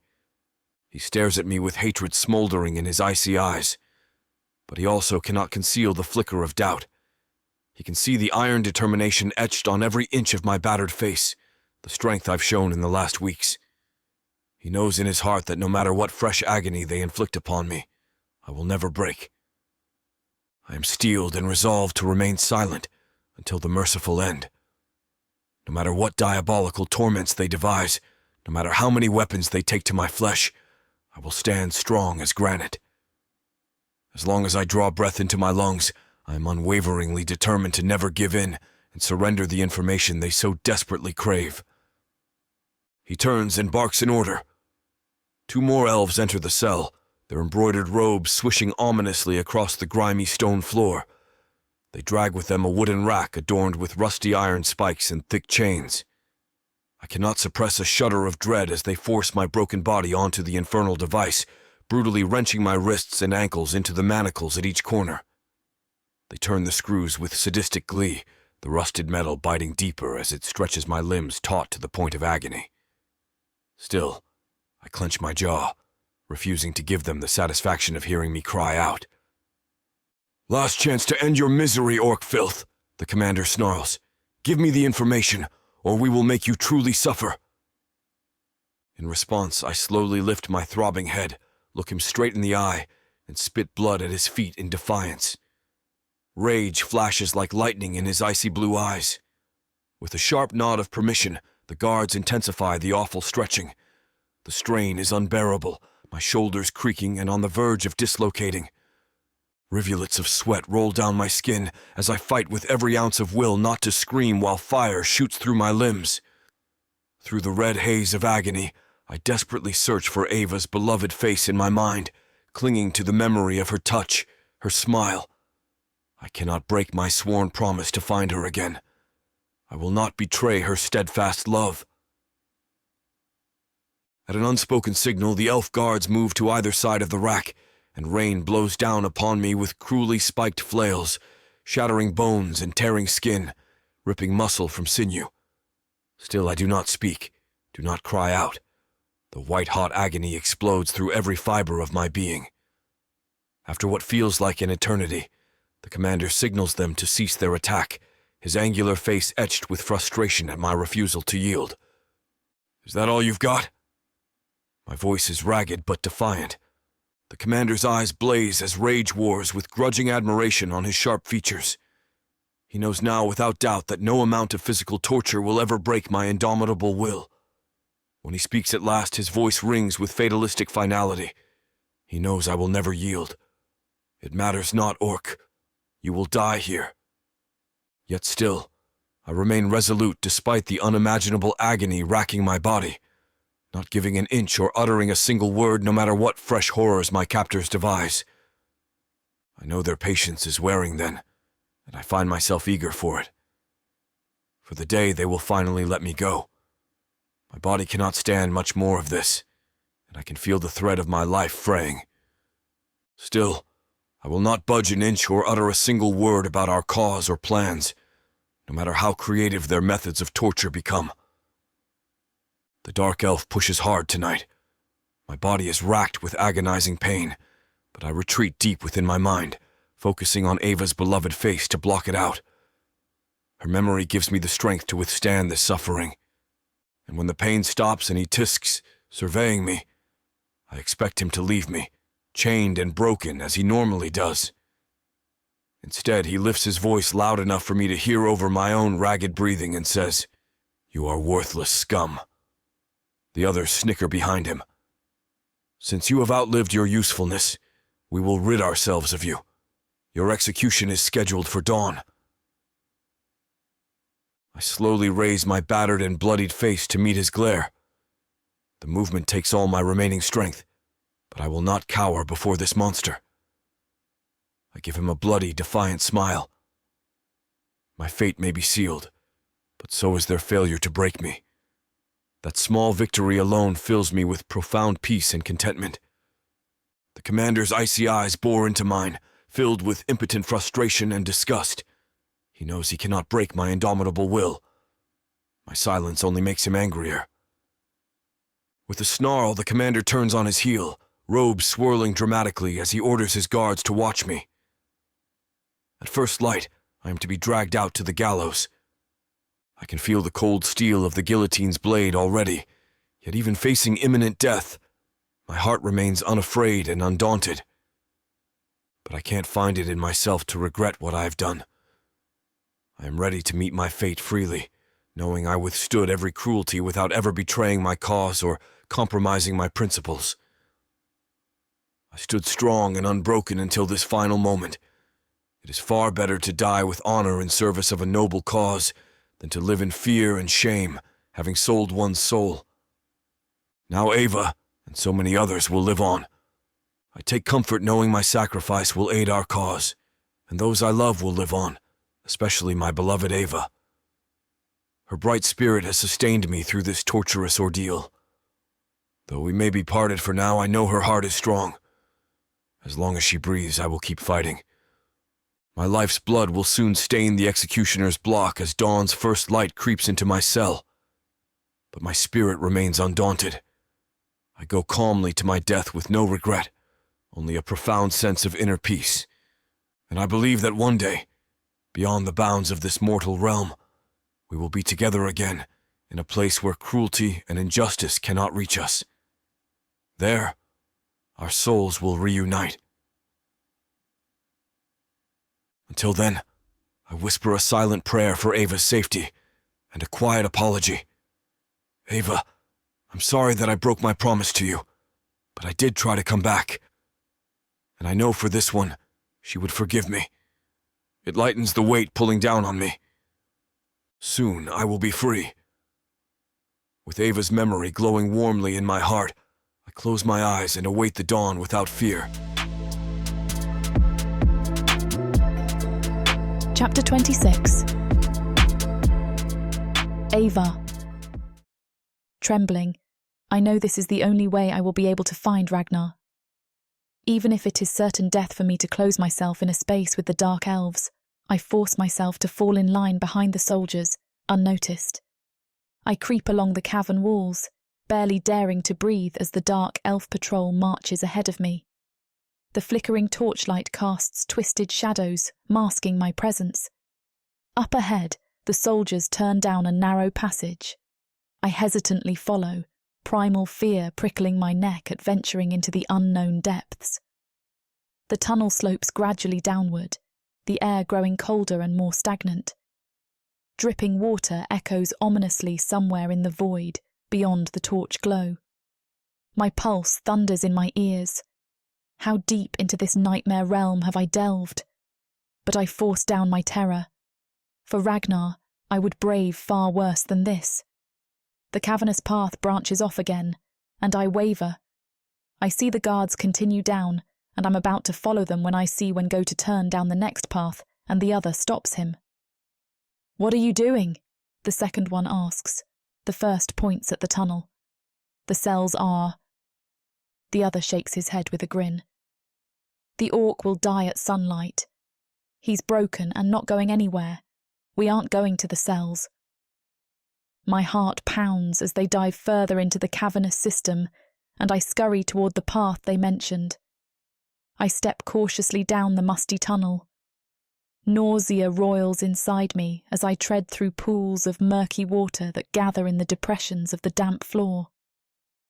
Up ahead, a faint orange light begins to illuminate the sides of the path, torches that show me the way, flickering shadows against the walls. However, there is still no sign of him.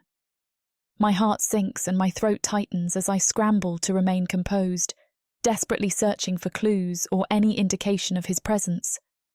Taking a deep breath, I murmur, "Where could he be?" before continuing my search. Then I hear voices. I have nowhere to go, but there's a bend in the cave's tunnel. My heart thumps wildly against my chest as I press myself back against the wall, desperately trying to stay hidden where no one would see me coming around the bend. They are walking just past me when I hear one of the elven guards say with a sneer, "I'm not waiting any longer. The damn orc can't move after what we did to him." The other guard replied gruffly, "He deserves it." Cursed orc. Fear courses through my veins like liquid ice. I have to fight with myself to not rush towards the two guards and kill them for what they have just said. I cannot risk blowing my cover when I feel I am so close to finding Ragnar. I push aside my anger and push forward in my search for where they are holding him. I dart toward the direction they came, rounding the bend, when I come upon what appears to be a set of cells. I walk quickly to the closest one, and my muscles tense as I take in the terrifying sight before me. Ragnar is shackled to a post, his skin covered with deep cuts and bruises, and his once vibrant eyes dulled and glazed over.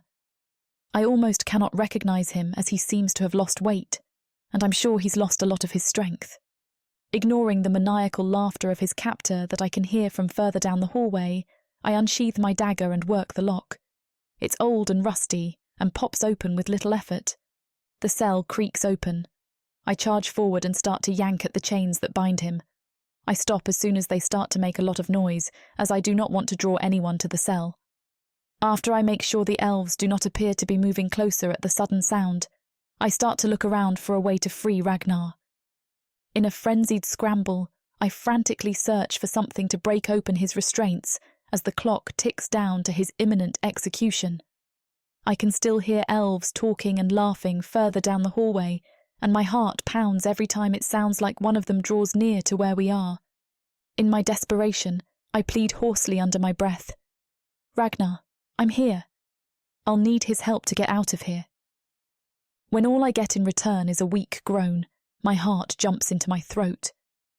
I am beyond worried about Ragnar at this point, as he seems to be so weak and has no fight left in him, and I have a feeling we will have to fight our way out of this if we are to get out alive. I try to get Ragnar to drink some of the water I have on me in a canteen. He's barely conscious, but there's still strength in him.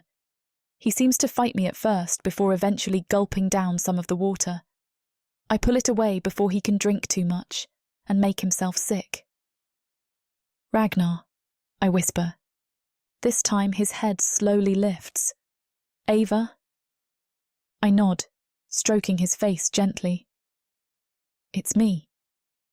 He jerks, lifting his head, but it lolls to the side. He's struggling to open his eyes, and I know we need to get out of her. I need to get him down. I look outside the cell and find what appears to be a table full of different sharp instruments that I try not to look too closely at. My fingers glide over the array of corroded weapons, searching for a key. I spot an old dagger, its hilt caked with mud and soot, and tug on the rusty iron key that is lying under it. And then I hear voices. Chapter 27. Ragnar. The fog in my vision makes it difficult to determine who is here, but my heart already knows the answer. My head bows and I whisper, "You can't be here."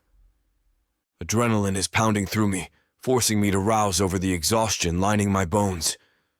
Now that Ava is here, I have to fight off the weariness. I need to protect her.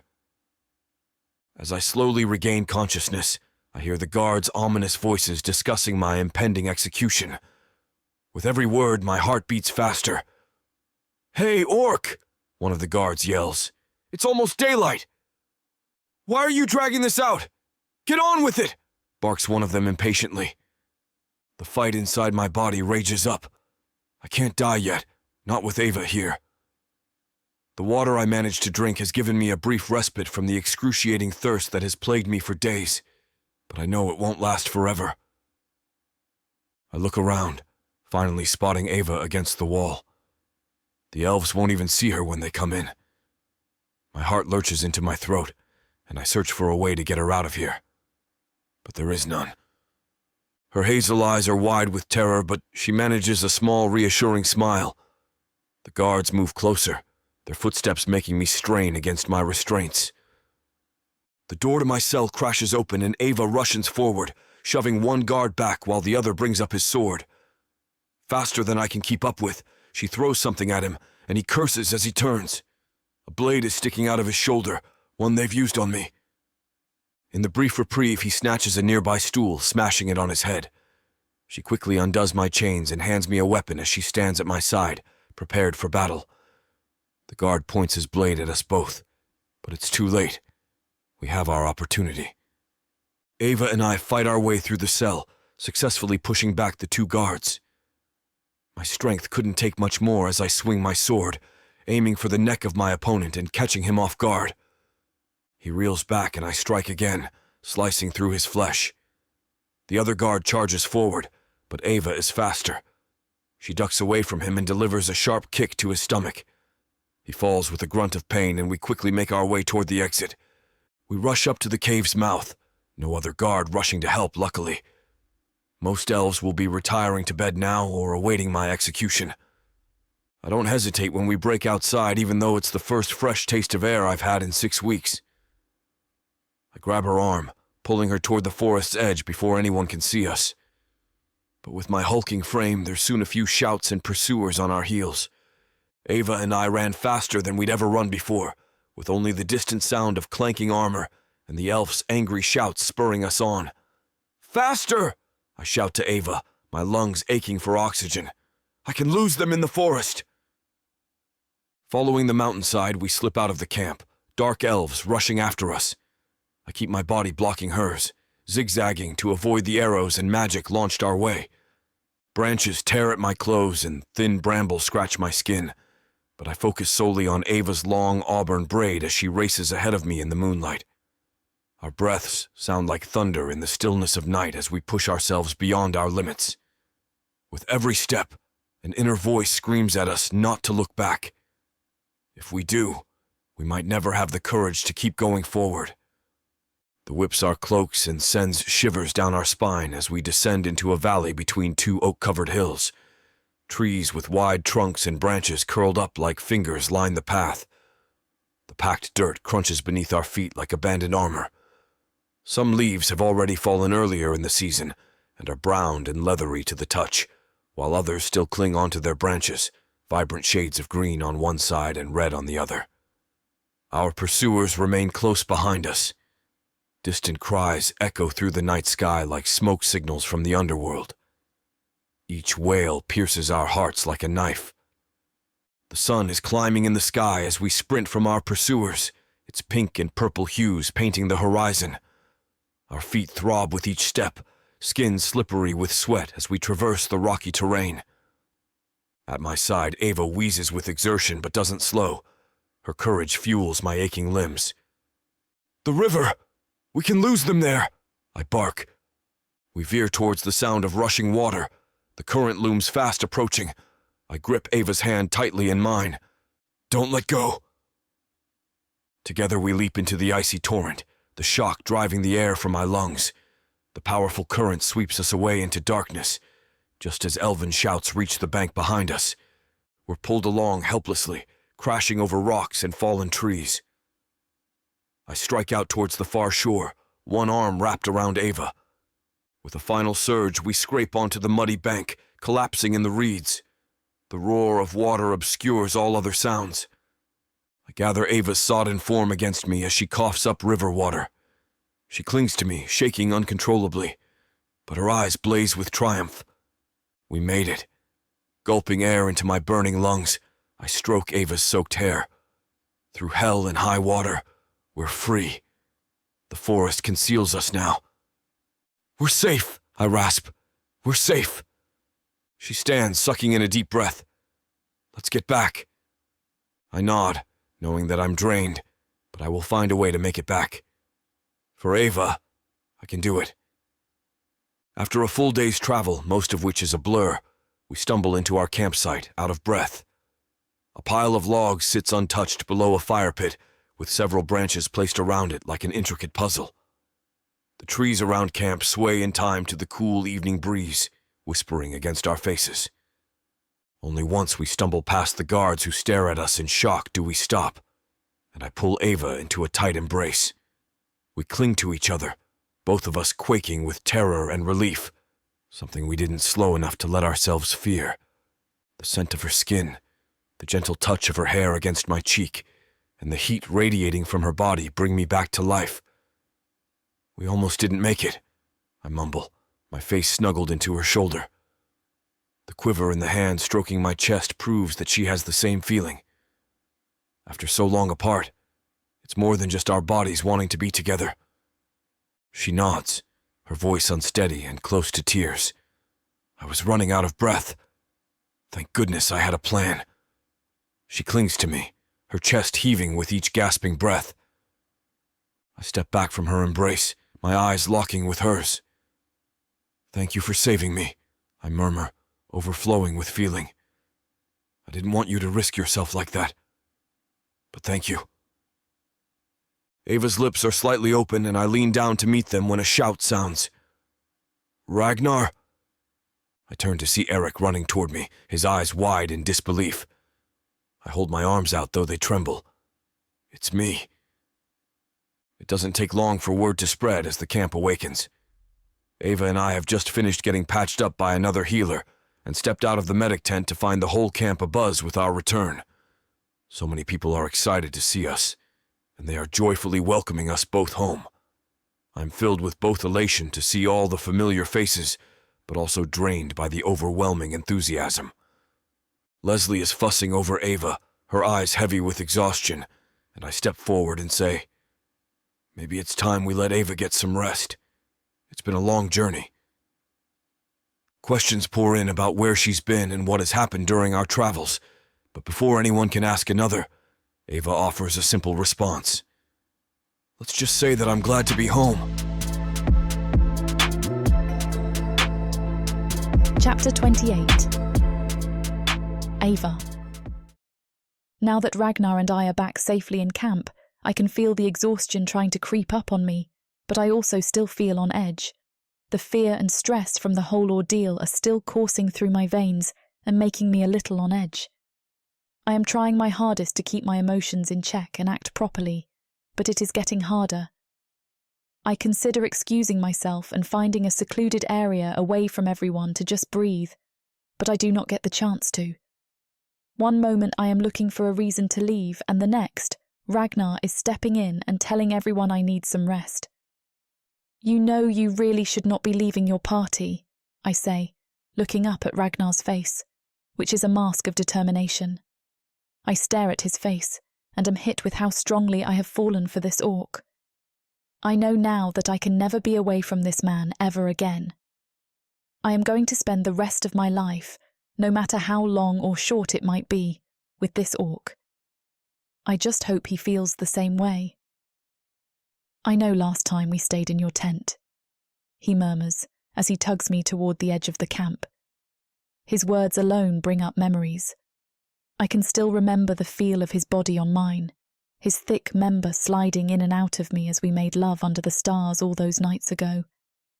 Which I can see you are remembering. I feel my cheeks heat and hear him chuckle as he must see the redness taking up residence on my face. But this time I was hoping we could stay in mine. He winks at me. It's more comfortable. "You're the chief. You could have given me a better tent." He chuckles as we stop before his tent. "I couldn't show favoritism." I raise my brows. "And yet you were talking about the last time you spent the night in my tent." He smirks, and I add, "Though I guess there was no favoritism shown if you gave me pleasure and then told me you wanted me to be a secret." His face falls and I shrug. It doesn't really bother me now, but we should talk about it. I guess it evened out. Ragnar is quick to step up behind me and wrap his arms around me, pulling my back tightly against his chest. "I am sorry for how I hurt you. I know now that I was a fool to ever try to hide how I feel for you," Ragnar says, forcing me to turn and face him. "I will never again hide that. I am proud to have you as my woman, as long as you will have me." He sucks in a deep breath. "I love you." I twist around and look into his eyes, and I can see the love he has for me. I feel my heart racing and tears spring to my eyes as I realise how lucky I am to have found this man. "I love you too," I whisper, almost scared of how he might react. I am met with a relieved sigh and a beaming smile on Ragnar's face. He reaches out and takes my hands in his warm ones, pulling me closer until we are flush against one another. "I am so lucky to have you, Ava, and I do not want to risk us ever losing each other again." He presses a kiss to my forehead. "Will you be my mate?" he asks softly, looking deep into my eyes. My eyes widen. I had been hoping that he wanted me just as much as I want him, and this just solidifies it for me. But first, are you sure? Maybe we need some time to decompress from everything. I am beyond sure. Even if you decide to not mate me, I would still willingly tell everyone in camp about us, Ragnar says, leaning down and capturing my mouth in a quick kiss. I love you, Ragnar, and I would be honoured to be your mate, I say, stretching up on my tiptoes to recapture his mouth into a searing kiss. My sweet Ava, I am going to make you mine again tonight, and everyone will know who you belong to, Ragnar says, before scooping me up into his arms. He carefully shoulders his way into his tent and lies me back on his bedroll. We know you want more, and you'll have full access. Head out to worldsofprathika.com and use code YouTube30 for the unabridged, juicy details. You'll be glad you did. Now back to our story.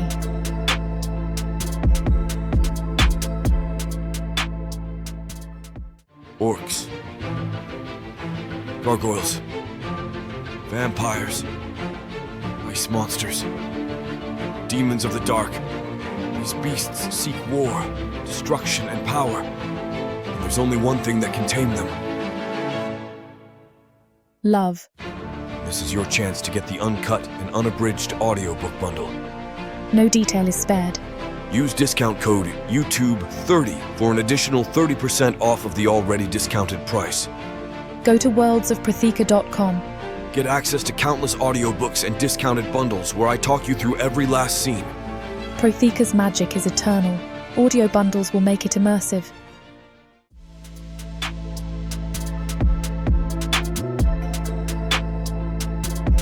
Chapter 29. Ragnar. The sun rises, and I know it's going to be a perfect day as it bathes the camp in a warm glow. I awake early, alone unfortunately, a nervous energy thrumming through my veins. Today I will be bonded to Ava, my Ava, in a sacred ceremony officiated by our shaman. I've been prodding her for weeks, but she wanted to plan. Eric seemed almost as eager as I am to celebrate our union with our clan. I wash and dress deliberately, donning my traditional robes.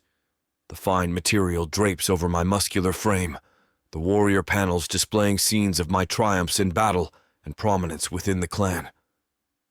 I take care to arrange the panels just so, wanting to honor my status on this important day. My belt is laden with pouches containing herbs, bones, and other mystical implements. I check each one, ensuring I have all I need for the ritual ahead. Stepping outside, I'm greeted by raucous cheers from those gathered. The crowd parts and I catch sight of my bride-to-be emerging from her tent. She is truly stunning, clad in an ornate dress that accentuates her graceful form. Her tanned skin glows and she smiles radiantly at me. My heart swells with love and pride.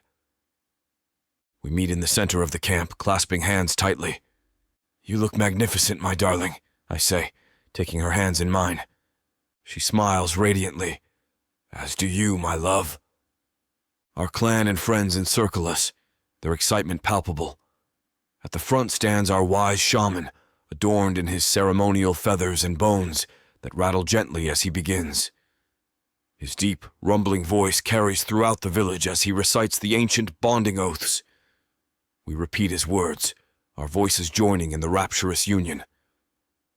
"I take you as my eternal mate, to honor and protect, in darkness and light." The shaman produces a length of twine decorated intricately and begins wrapping our joined hands, the rough fibers crisscrossing our skin. Into the twine he weaves fragrant herbs and brightly colored flowers, each carrying a unique meaning and blessing for our future together. The binding grows snug and secure, a tangible symbol of the vows we have spoken.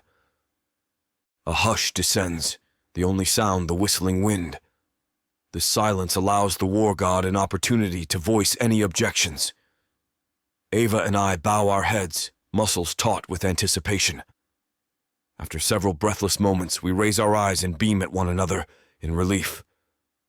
Our union is favored. The quiet gives way to a swell of voices as our clan comes forth to shower us with well wishes and felicitations.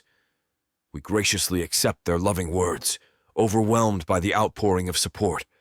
Their blessings lend us strength and courage to embark on this new chapter. Our shaman murmurs incantations as he leads us to a circle of salt, herbs, and flower petals on the ground.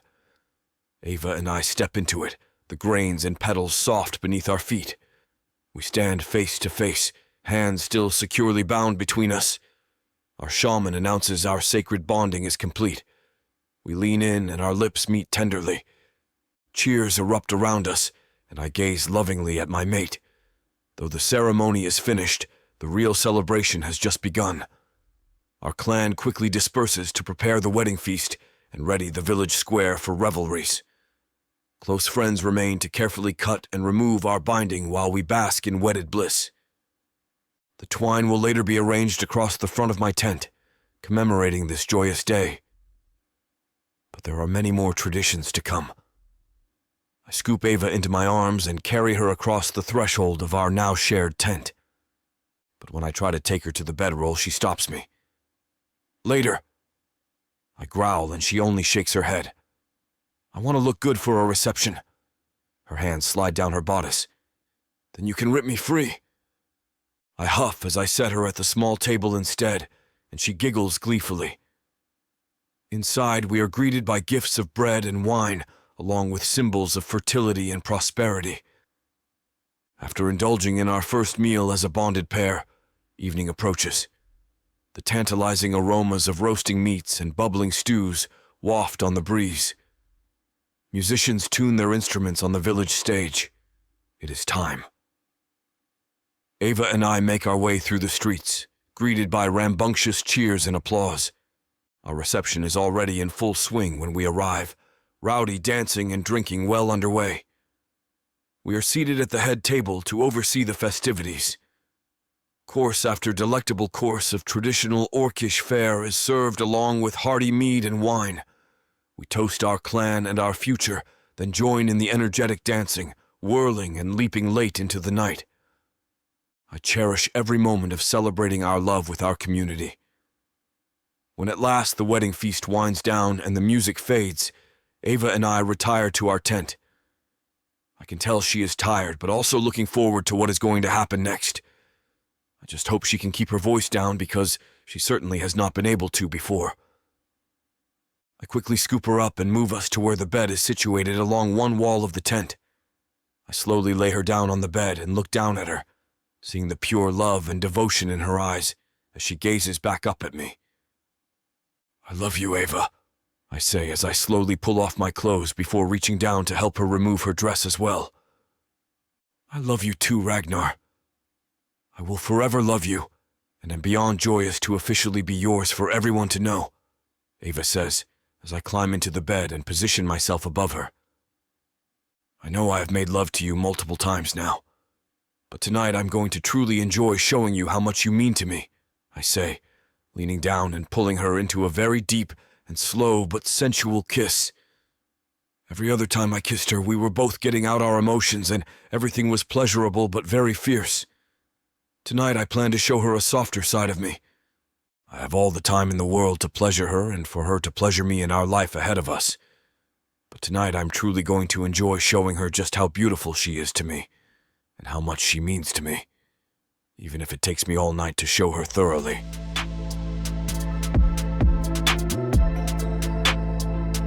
Chapter 30. Malik. I kneel before the altar, head bowed, and start my prayers to the gods. Though their power has waned in recent times, I still feel their presence like a faint echo. I plead for them to show me the path through this darkness that has befallen our land. The dark elves swarm from below, bent on destruction, but their numbers are not infinite. I suspect that this is not the full might of the dreaded Prothika. Either he holds forces in reserve for a future assault, or something far more sinister awaits us on the horizon. My prayers are interrupted by soft footsteps behind me. I rise and turn to see Fiona emerging from the shadows. My most trusted spy has risked much to bring me whatever scraps of intelligence she can gather. "What news do you bring?" I ask. Her face is grim. "I'm listening in on their communications. They're planning a major ambush at the canyon pass.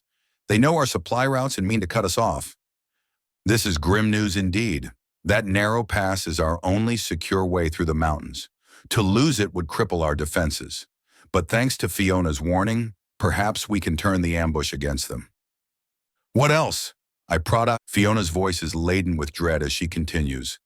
They're saying something about a secret weapon, something to do with an unlimited source of power. I haven't been able to glean much, but it allows them magic. A power source. This is most troubling. What kind of diabolical weapon have they brought from Protheca? I tell Fiona, you have done well. Now return to your mate before they notice you missing. She slips back into the shadows as silently as she emerges. I know that Tarod keeps tabs on his mate, and I don't mind, lest the rest of the camp notices. Brave Fiona, risking all for the cause. I pray the gods will keep her safe. Alone once more, I focus my thoughts on strategizing. Aware of the ambush ahead, we could set our siege. If I make careful preparations, their assault will be thwarted. That will give us vital moments of respite. It is time to uncover what this power source could be. We must find some weakness, a way to finally defeat Protheca. Our magic has been slowly fading with every generation, yet we still have not lost this battle. I close my eyes, picturing the winding canyon pass in my mind's eye. Yes, that ridge on the southern slope provides perfect cover for our archers, and the boulders near the narrows, just waiting to be rolled down and crush our enemies. Our cunning and courage will allow us to turn their trap into our salvation. But even if we win this battle, what then? Are the king sorcerers of Protheca sending endless forces? Whoever is waging this war seems willing to throw away countless dark elf lives to get ahead. I will not permit it. I will find a way to guard my people. My magics may have weakened, true, but they are not fully gone. I hold a strong connection to the home planet, one having been feared for my strength. I still commune with the gods, still feel their presence even if their voices have grown faint. They will not forsake us. This is our land. These are the old gods. We will not be extinguished. Fiona's news brings many questions, but I see the path forward clearly now. We will turn back the ambush in the canyon. After that, we will find this power source and gather our strength for the battles yet to come. Darkness cloaks us, but it will not linger. Dawn is always coming, pushing away the night with its bright light. Our new day will come soon.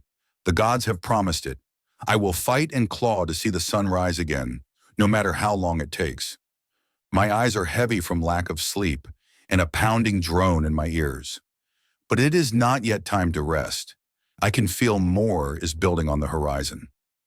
We have endured worse conditions than this, both on Protheca and when we first came here. They feel like yesterday, despite how much has changed since then. Like what my son is doing in the south, what he is building. He is the reason I fight. He has shown what everyone could have if we vanquish the Dark Elves. For Loki, I will end this. The road ahead is a challenge, unlike the one we have faced before, but it is a challenge we will face together and emerge into a new dawn. This is my solemn pledge before the altar. My thoughts still and my purpose hardens into resolve. When I open my eyes, I am ready for whatever lies ahead, ready for the fight.